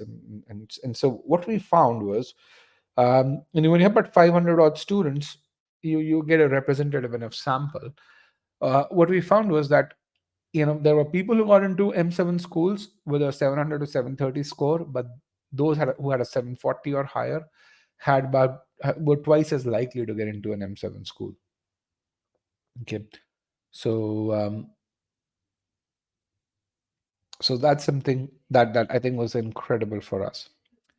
Then the other thing which was very interesting was that folks who had a 740 or higher, when they got into an M7 school, 45% of them received a scholarship. When they got into a T20 school outside of M7, T20, the top 20 school in the US, 82% of them had some sort of a scholarship. And then we combine this over here, 62%. And again, this and this are mutually exclusive segments. Okay. There was another interesting research. This is something that I really, really wanted to do, which was that, hey, what's the difference between a 740 and a 760? And there was a huge difference between a 740 and a 760. Uh, Folks who got a 760 had a median scholarship amount of $90,000. Folks who got a 740 had a median scholarship amount of $55K. So that's a huge difference. So those 20 points are worth $35,000, which I think, if you think about it, um, was huge. Now, the person who did this research was a former e-GMATer. He was studying at Keenan Flagler, and he was at e-GMAT for 2 years before he went to Keenan Flagler, and essentially he joined e-GMAT. He was a former e-GMAT student, and he joined e-GMAT. He had a 740, and during those 2 years, I kept on pestering him. I said, "Hey, Sharan, get to 760," and he never did that. When he did that research, he was really, really angry with himself, as to really say, "Hey, those 20 points could have been a lot more money." So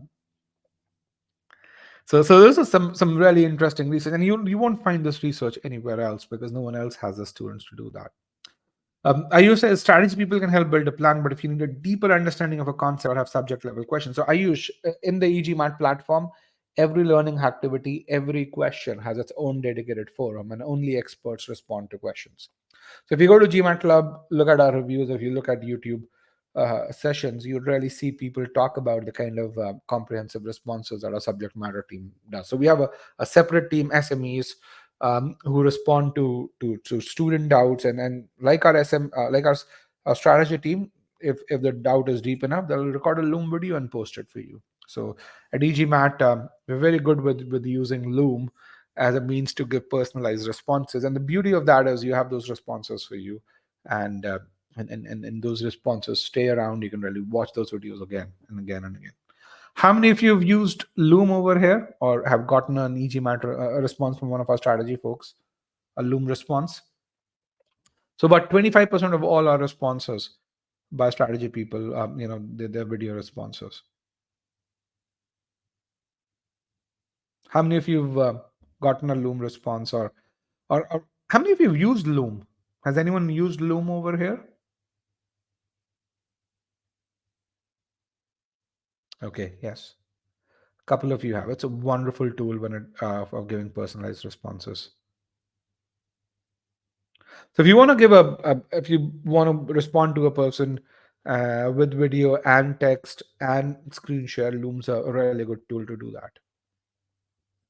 It's also a fairly expensive tool, but it's something that helps us in our customer support. And essentially we use Loom extensively within e-GMAT.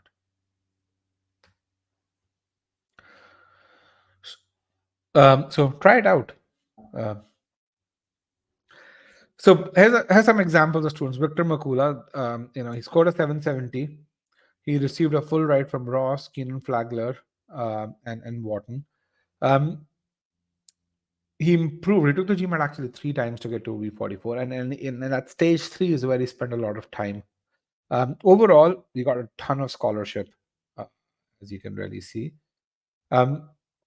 This guy, Kong Bui, got a full ride from multiple schools. From Ohio Fisher, he got a really special scholarship where the school paid him money to study there. So he got $1,700 a month of stipend to study there. So he actually had money in his pocket. Um, Overall, he got, I think, 4 full rides or about 500K of total scholarship amount. One of the other impressive things about his interview was that if you look at this, you'd see what I call as ruthless execution. The guy doesn't have a ton of extracurriculars, doesn't speak perfect English, but he knew exactly what he needed to do to get the scholarship, and then to ace the interview. He was very, very good with his execution. Um, One of her former students, she scored a 750, Akansha, and she got into Wharton with scholarship. So that I think is a very, very rare occurrence overall.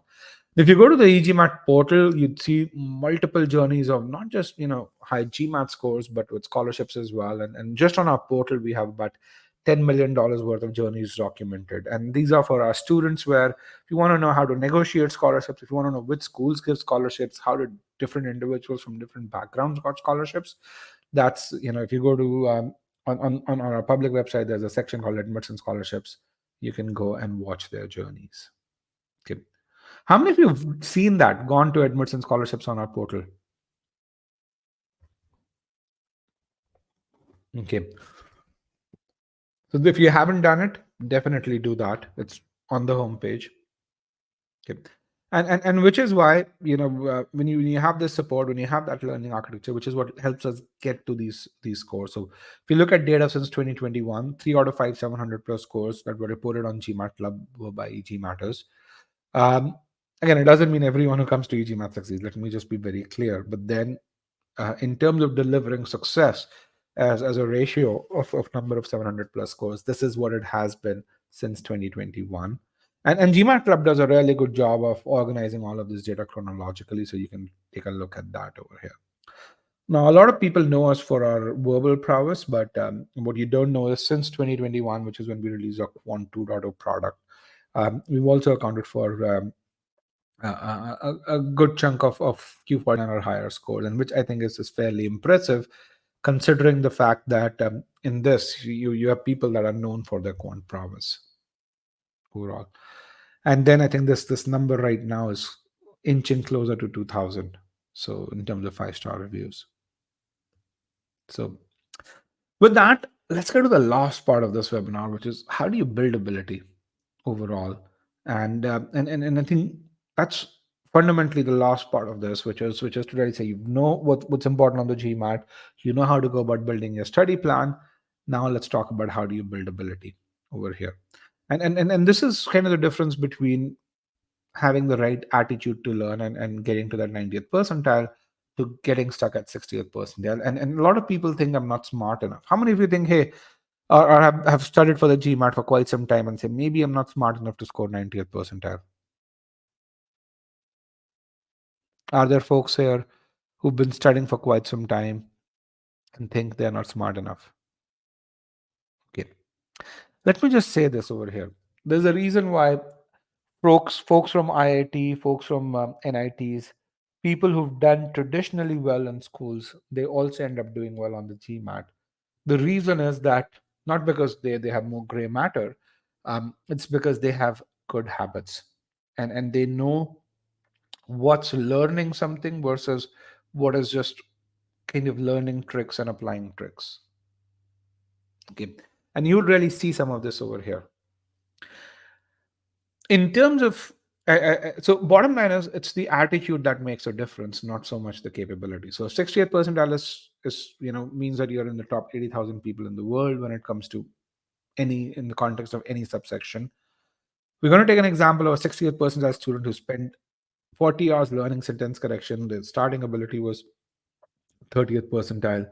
And then a person who spends the same 40 hours but improves to 90th percentile has the same starting ability. What you're going to really see is that a 60th percentile student has a very different attitude than what a 90th percentile student does. And there's a reason for that attitude. Okay. A 60th percentile student thinks that when it comes to acing GMAT intense correction, they have to focus on learning these rules. And once they learn these rules, the 60th percentile student looks for these rules and answer choices. So they look at an SC question, they do the splits and say, okay, let me do a vertical scan. What do the answer choices? How are the answer choices different? And let's kind of figure out based on the rules that I know of, which one's correct, which one's not, and reject those answer choices. Then, if they can't find anything, sometimes they focus on using meaning.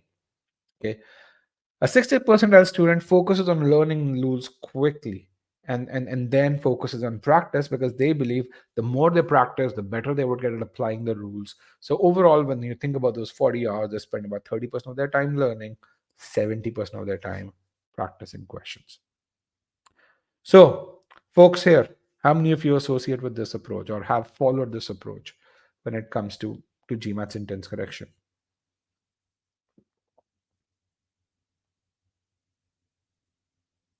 Okay. A 90th percentile student thinks of GMAT SC in a very, very different way.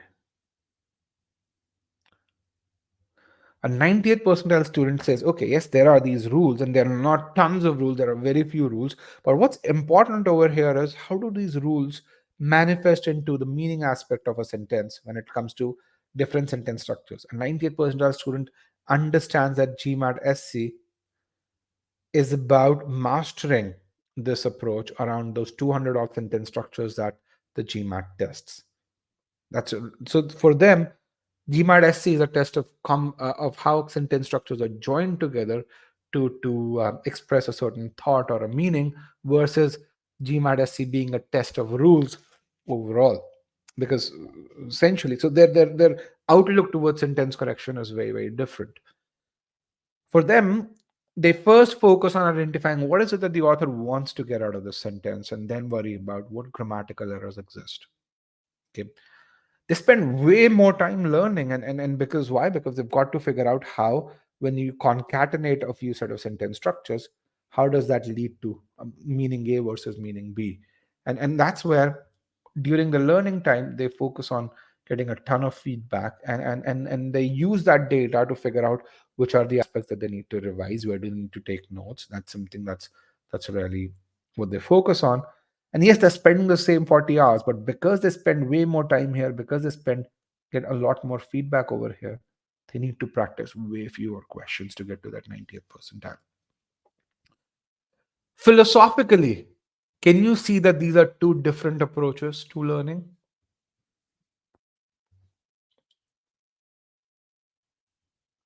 Okay.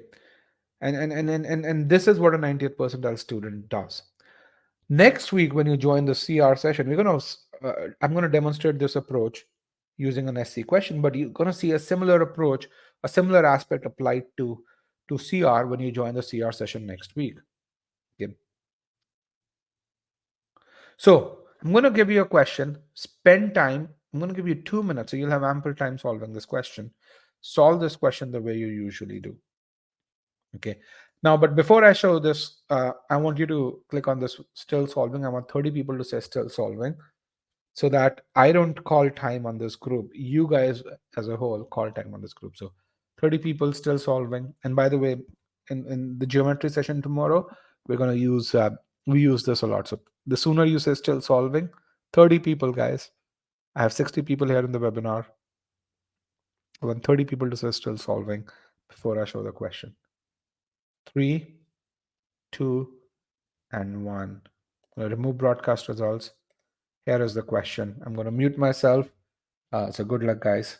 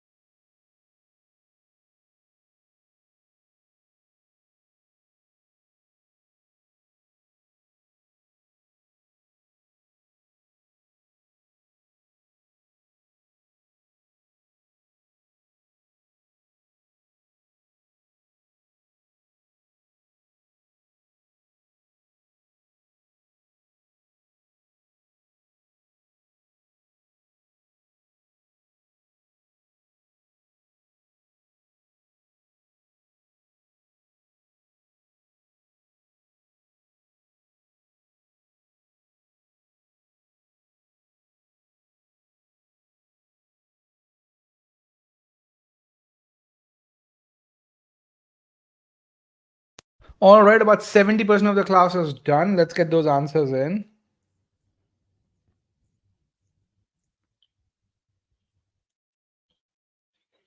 5, 4, right now about 80% of you are done. 3, 2, and come on. Still have about 12% who are in still solving. I want to see those answers. Come on. As I said, if you if you can't get it in about a minute and a half, you're not likely going to get it overall. So just put a stake in the ground. Take a stand. There are no brownie points for being in that still solving mode. All right, 3, 2, and 1. Let me end the poll. Let me broadcast the results. You can see there's 4 folks who are still at that still solving piece over here. But this is how you guys poll. Choice C was really popular. Choice D was very popular as well. And choice E was popular, as was choice B. Just one person focused on choice A. Let's kind of see how we'll approach this question here. Yeah.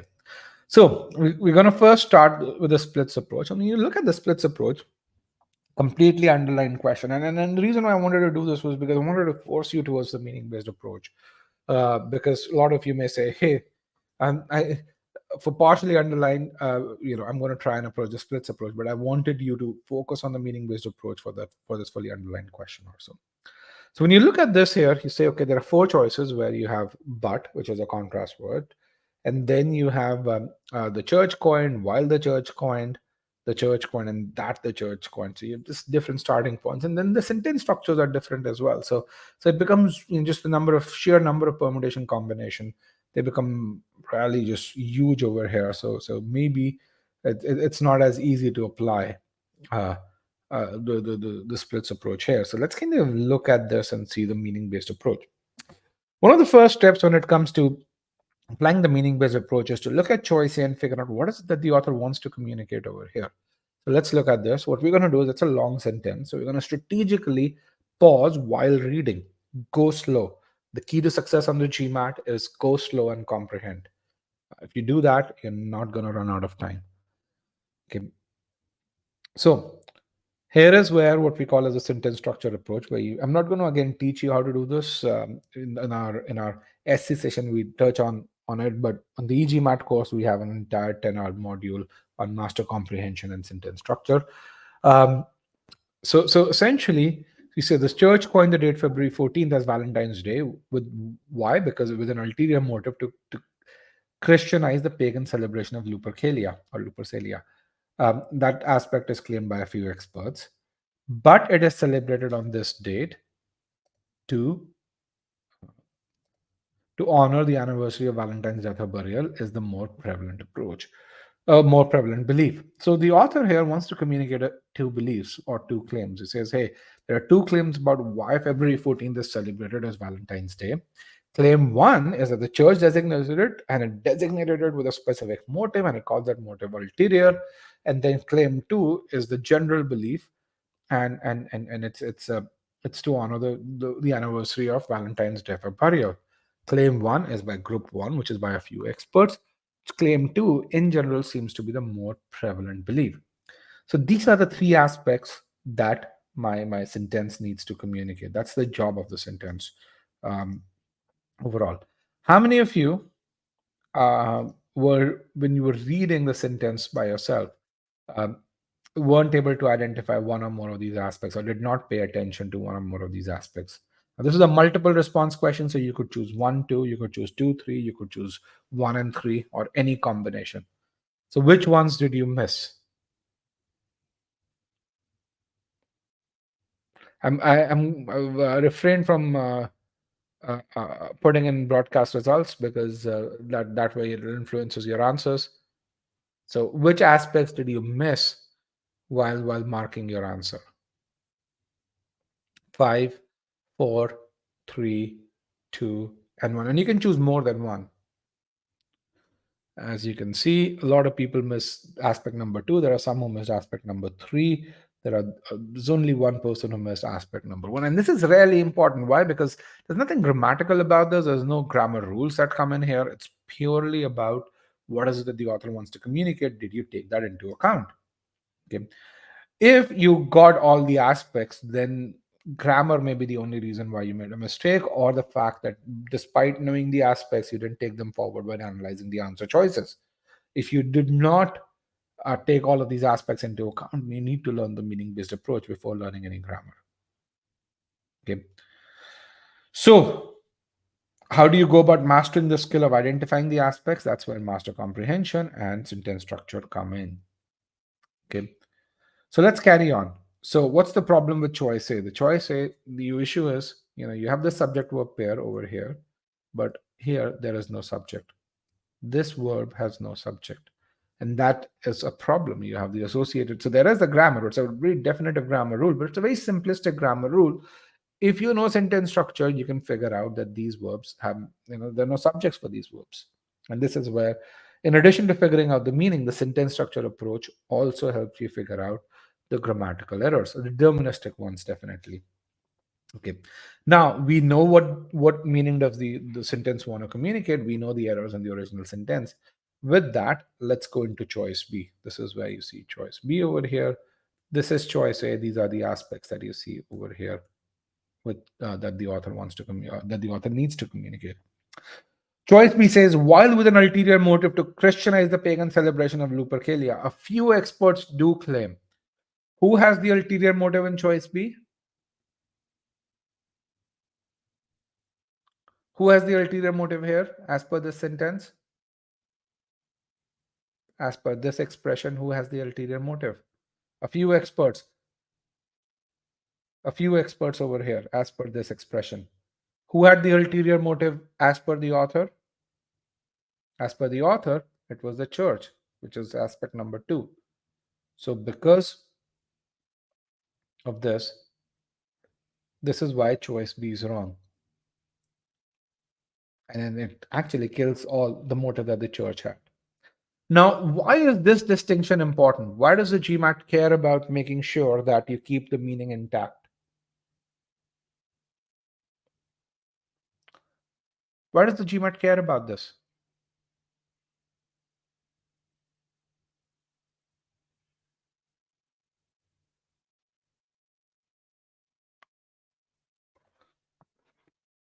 Why does the GMAT care about the meaning aspect of this?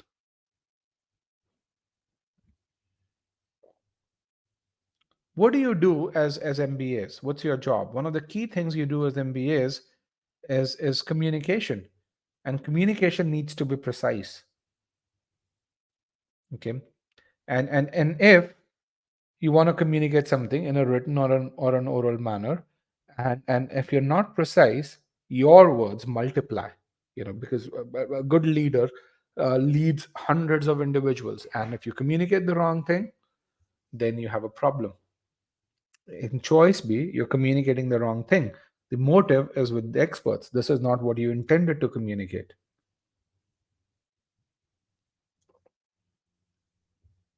This is where meaning is central to GMAT's intense correction.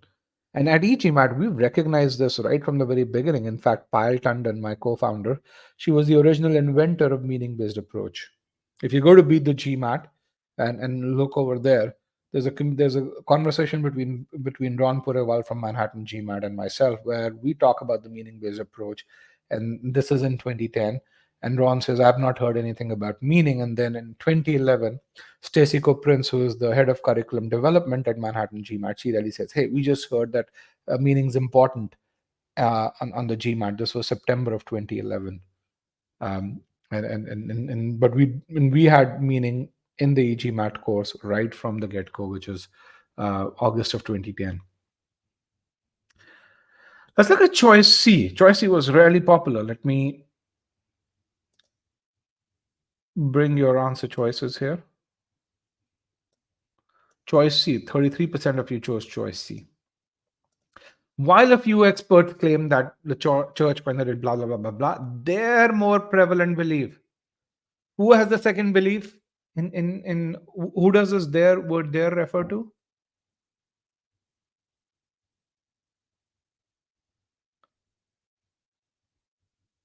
No, experts.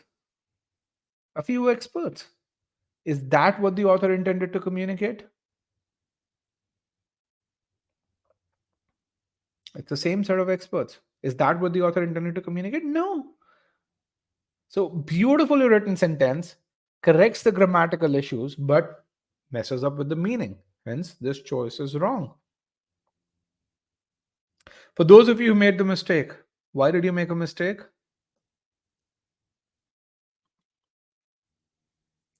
For those of you who chose this answer choice and made a mistake, why did you make a mistake? What was the reason? Because no other option seemed better, even though you had a deterministic error here.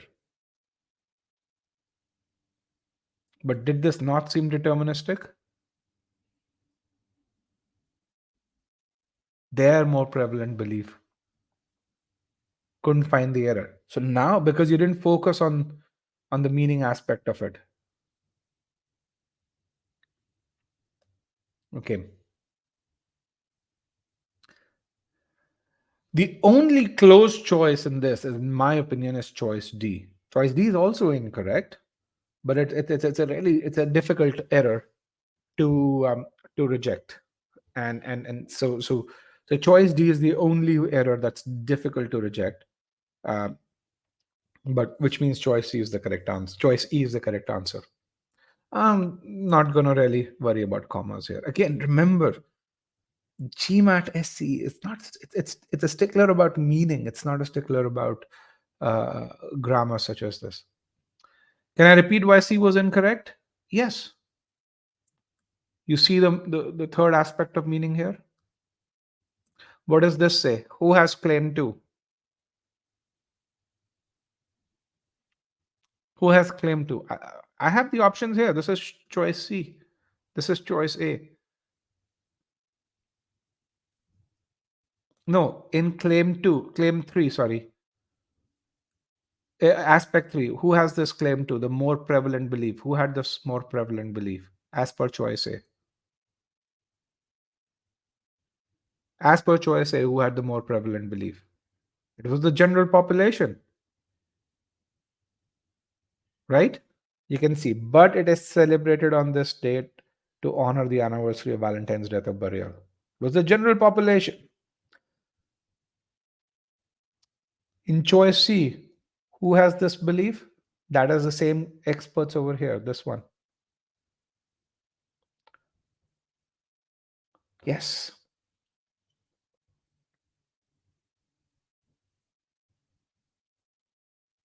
Okay. Remember, we started this discussion with the 60th versus 90th percentile. How they approach this. This is the only difficult piece over here. This is the only difficult choice to reject. This choice says the church coined the date February 14 as Valentine's Day with an ulterior motive to Christianize the pagan celebration of Lupercalia, as claimed by a few experts. Let's just analyze this. Apple is the market leader is claimed by Forbes magazine. When you look at this over here, okay, in this sentence, are you making a claim? No. Should you be blamed if it turns out that Apple is not the market leader? Absolutely not. Okay. This is, are you communicating information? Absolutely, yes. But are you making a claim? No. Should you be blamed? No. Let's look at this. Apple is the market leader as claimed by Forbes magazine. What are the answers here?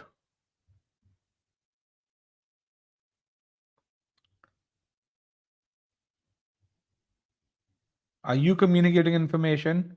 Are you making a claim? Should you be blamed? The answers are all yes here. Why? I like how you're reusing the format. Let's just take some more examples. And this is a really important distinction. It's tested a lot on RC. Sometimes it's tested on SC. Okay. Let's go over here. I have these old notes. I'm going to just actually write over them.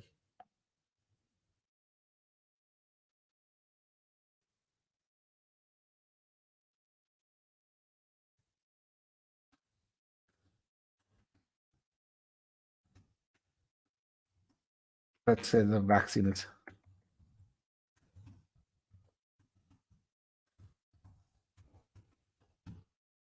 When you say that the vaccine is effective as shown by this report, are you not making a claim? Are you not making a claim? You're making a claim, yes. When you use the word as, you're saying, hey, this is a claim, that's my justification. It's the same way. Apple is the market leader as claimed by Forbes magazine. You're saying, hey, Forbes magazine is claiming that. I am backing Forbes magazine that Apple is the market leader.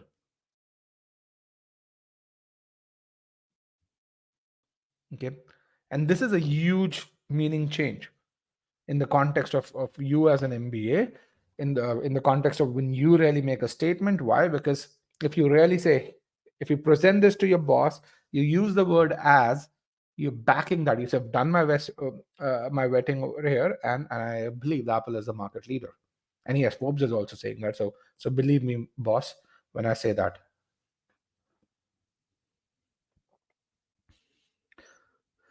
It is not as but how is that different from the previous one? Okay, let's look at the previous one. Let me go back. Let me get the same notes. Which note number was it? Let's look at this over here. Thank you for that. But I think this is another good example. PNQ said that PNK said that Stanford is better than Harvard. Are you making a claim here? No. What about this?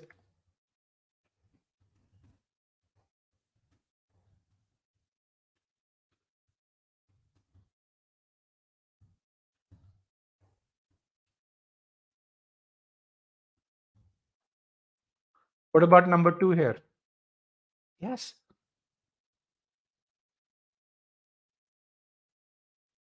You can say that as proven by PNQ, won't change a thing. Okay. This one's the is version. This one is the as version.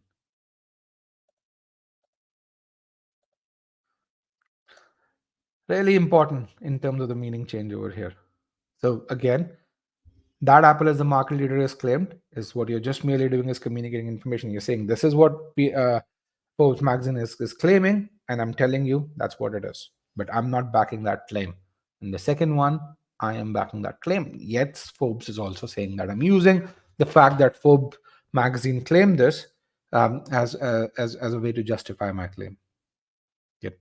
Choice D is like uses the as version for both the claims, claim 1 and claim 2.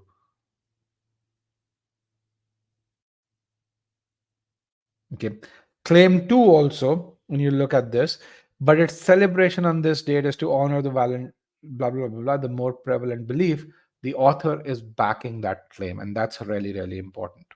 Okay. This piece here, when I'm giving examples to justify when it's okay, not many times it's clear if the author is justifying. So the person who is saying this, what's your RC ability? What is your RC ability? My guess is it's not more than 60, 65th percentile. And the reason is that's one of the things that RC tests intensively. If you subscribe to our YouTube channel, you'll see the recording of that. Go to it, I think a minute 21, minute 22. The first two questions, you'll see the difference there. What is the author? Where is it that the author is communicating information versus where the author is making the claim? This is tested extensively in RC, as I said before. So, but again, good doubt. The question you should be asking is why is it that you're not as aware of this? Which takes us to the correct option. That the church coined February 14th as Valentine's Day with an ulterior motive to Christianize is claimed by a few experts, but the more prevalent belief is it is celebrated on this day to honor the anniversary of Valentine's death or burial. Both the claims are there. Claim 1 and claim 2, why they are there, that's absolutely okay. Claim 1 is by a few experts. Claim 2 is a more prevalent belief. All of that is there. All three aspects are done in a proper way. The subject verb errors are fixed. Everything's hunky dory, frankly, about this choice. There's no reason for me to reject this. Now, a lot of people reject this because they say, hey, what the hell is this thing? A sentence starting with that. And they say, how is the sentence starting from that? There's a guy over there who's saying that, or a girl, I don't really know. What's wrong with that?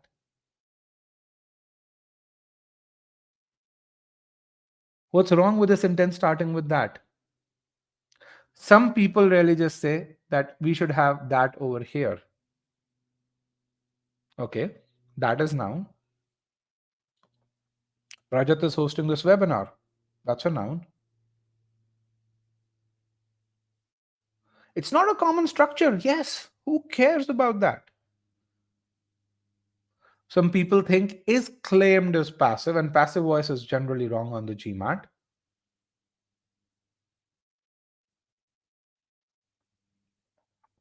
What about the antecedent? Who says antecedent has to be right before the pronoun? As long as there's a logical mapping to it, is there a logical mapping to that? So, again, think about where you are getting these rules from. Isn't it inverted SV? Yes, it is. And that's perfectly okay. Let's kind of think about let me just show you one other aspect. I'm going to go to 73 and thank you over here for this.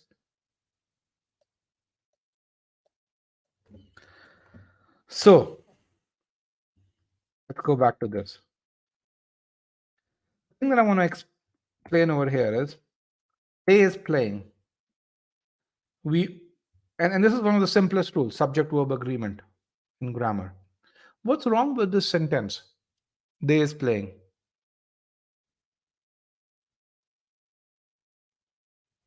Okay. And out of these, I'm going to call them 1 and 2. Which one is the correct option? Is it they are playing or is it he is playing?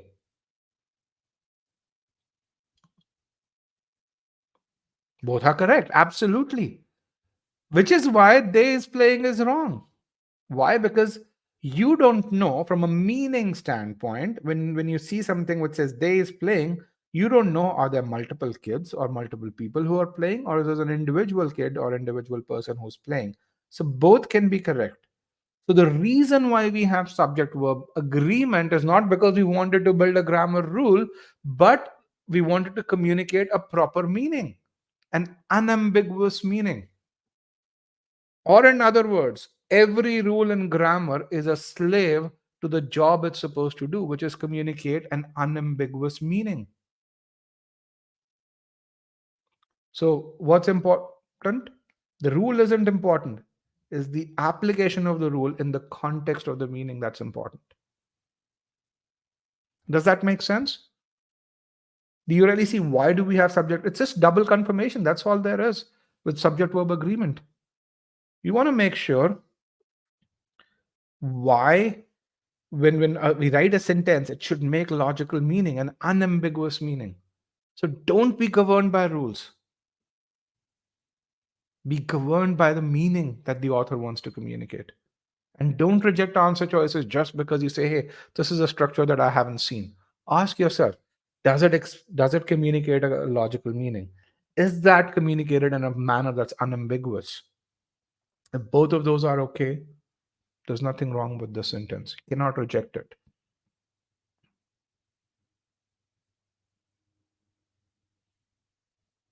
And that's the same reason why missing subjects is an issue. Why? Because you don't know, is it a single subject or are there multiple subjects over there? Is it a plural subject? Not multiple, but plural subject. Okay. Approach the language logically, and you're going to find it's a lot easier to learn the language. If you focus on rules, they're going to mess you up. Why? Because there are experts and there are grammarians who'd make one rule after the other to try and really express their superiority over you. Think about it this way. Um, why should an MBA know these intricate grammar rules?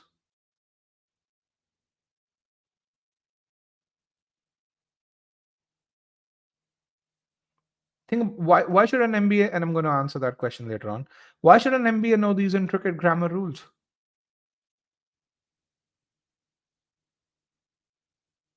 The job is to communicate an unambiguous message in the job. It's not about to build elegant sentences. Choice C is what a grammarian would have chosen. Choice E is what a leader will choose.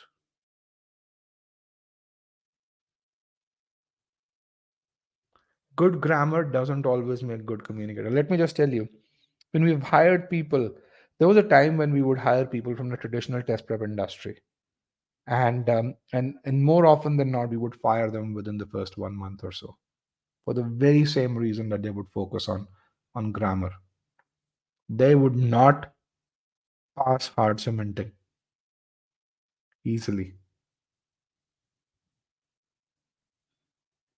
So don't be a grammarian, be a leader.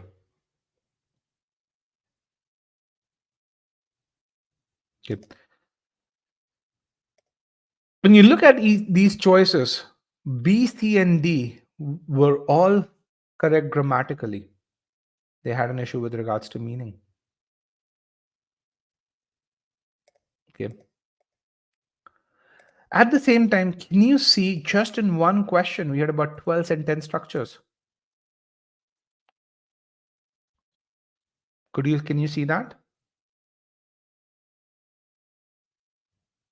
Just when you see over here, can you see the various sentence structures while with an ulterior motive, while a few experts claim that the church coined, the church coined, the church coined.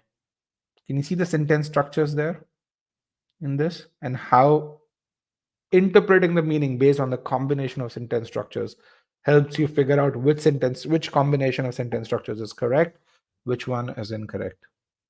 Yes, no, I'm too tired.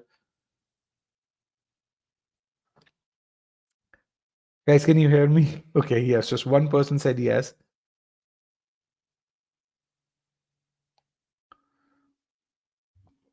Okay. So with that, again, the key to getting that high score is focus on building a solid foundation with regards to sentence structure. Just in terms of SC, in CR it's a completely different one, in RC it's a really different one. But all of these are linked to each other, and it's really important to get this feedback at this time. The other thing which is really important is to focus on using the right method, which means you've got to figure out, without worrying about grammar, what is it that the author is trying to achieve over here. Okay. And once you do that, this is when you hit that 70th percentile to 80th percentile ability level. And then you do the refinement to figure out what are your natural gaps and improve to that 90th, 95th percentile. Okay. Which is where, when you go through the e-GMAT course, make sure the concept file scores, the application file scores, wherever you make a mistake, make sure you look at why you made a mistake, make sure you make notes. Okay. If you leverage that feedback, spend time revising, you will find that cementing is a lot easier. And we give you all of this feedback. In fact, for those of you who've gone through the e-GMAT course, you would see in our practice files, we even capture the amount of time you spend revising questions, and we even capture when you revised. There's no other prep company that even dreams to do that. And that's one of the reasons why we built all of our own technology ourselves rather than licensing technology from generic providers, and which is what leads to the success in terms of the number of 700 plus scores or so. Okay, so with that, I'd like to end this webinar. I want to thank you guys for joining me here. If you have questions, you can write to me. My email is rajat@e-gmat.com. I know there were a few doubts here which I could not answer. Write to me, and I'd be happy to uh, uh, address those doubts. Let me share the session PDF.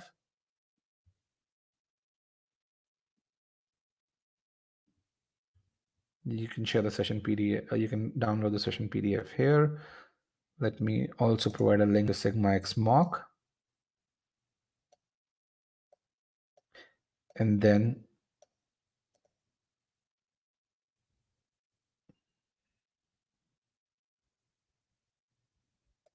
if you want to download ESRs, you can do that over here as well. Again, go to our YouTube channel, and you'd pretty much find everything. So some of you were asking that doubt over here. How can I have that? What about the missing that towards the second part? We have an entire concept on our YouTube channel where you say where is that necessary and where it isn't necessary. We give you an entire framework over there. So make sure you take a look at that as well. Yeah. Thank you so much, and I wish to see you guys on e-GMAT.com. Check out the free trial. If you're an e-GMAT student, write to me if you need help, and I'd be happy to do that. Okay. Thank you very much, and thank you for joining me today. It was a pleasure having you guys, and I'll see you on e-GMAT.com. Thank you, and have a great day.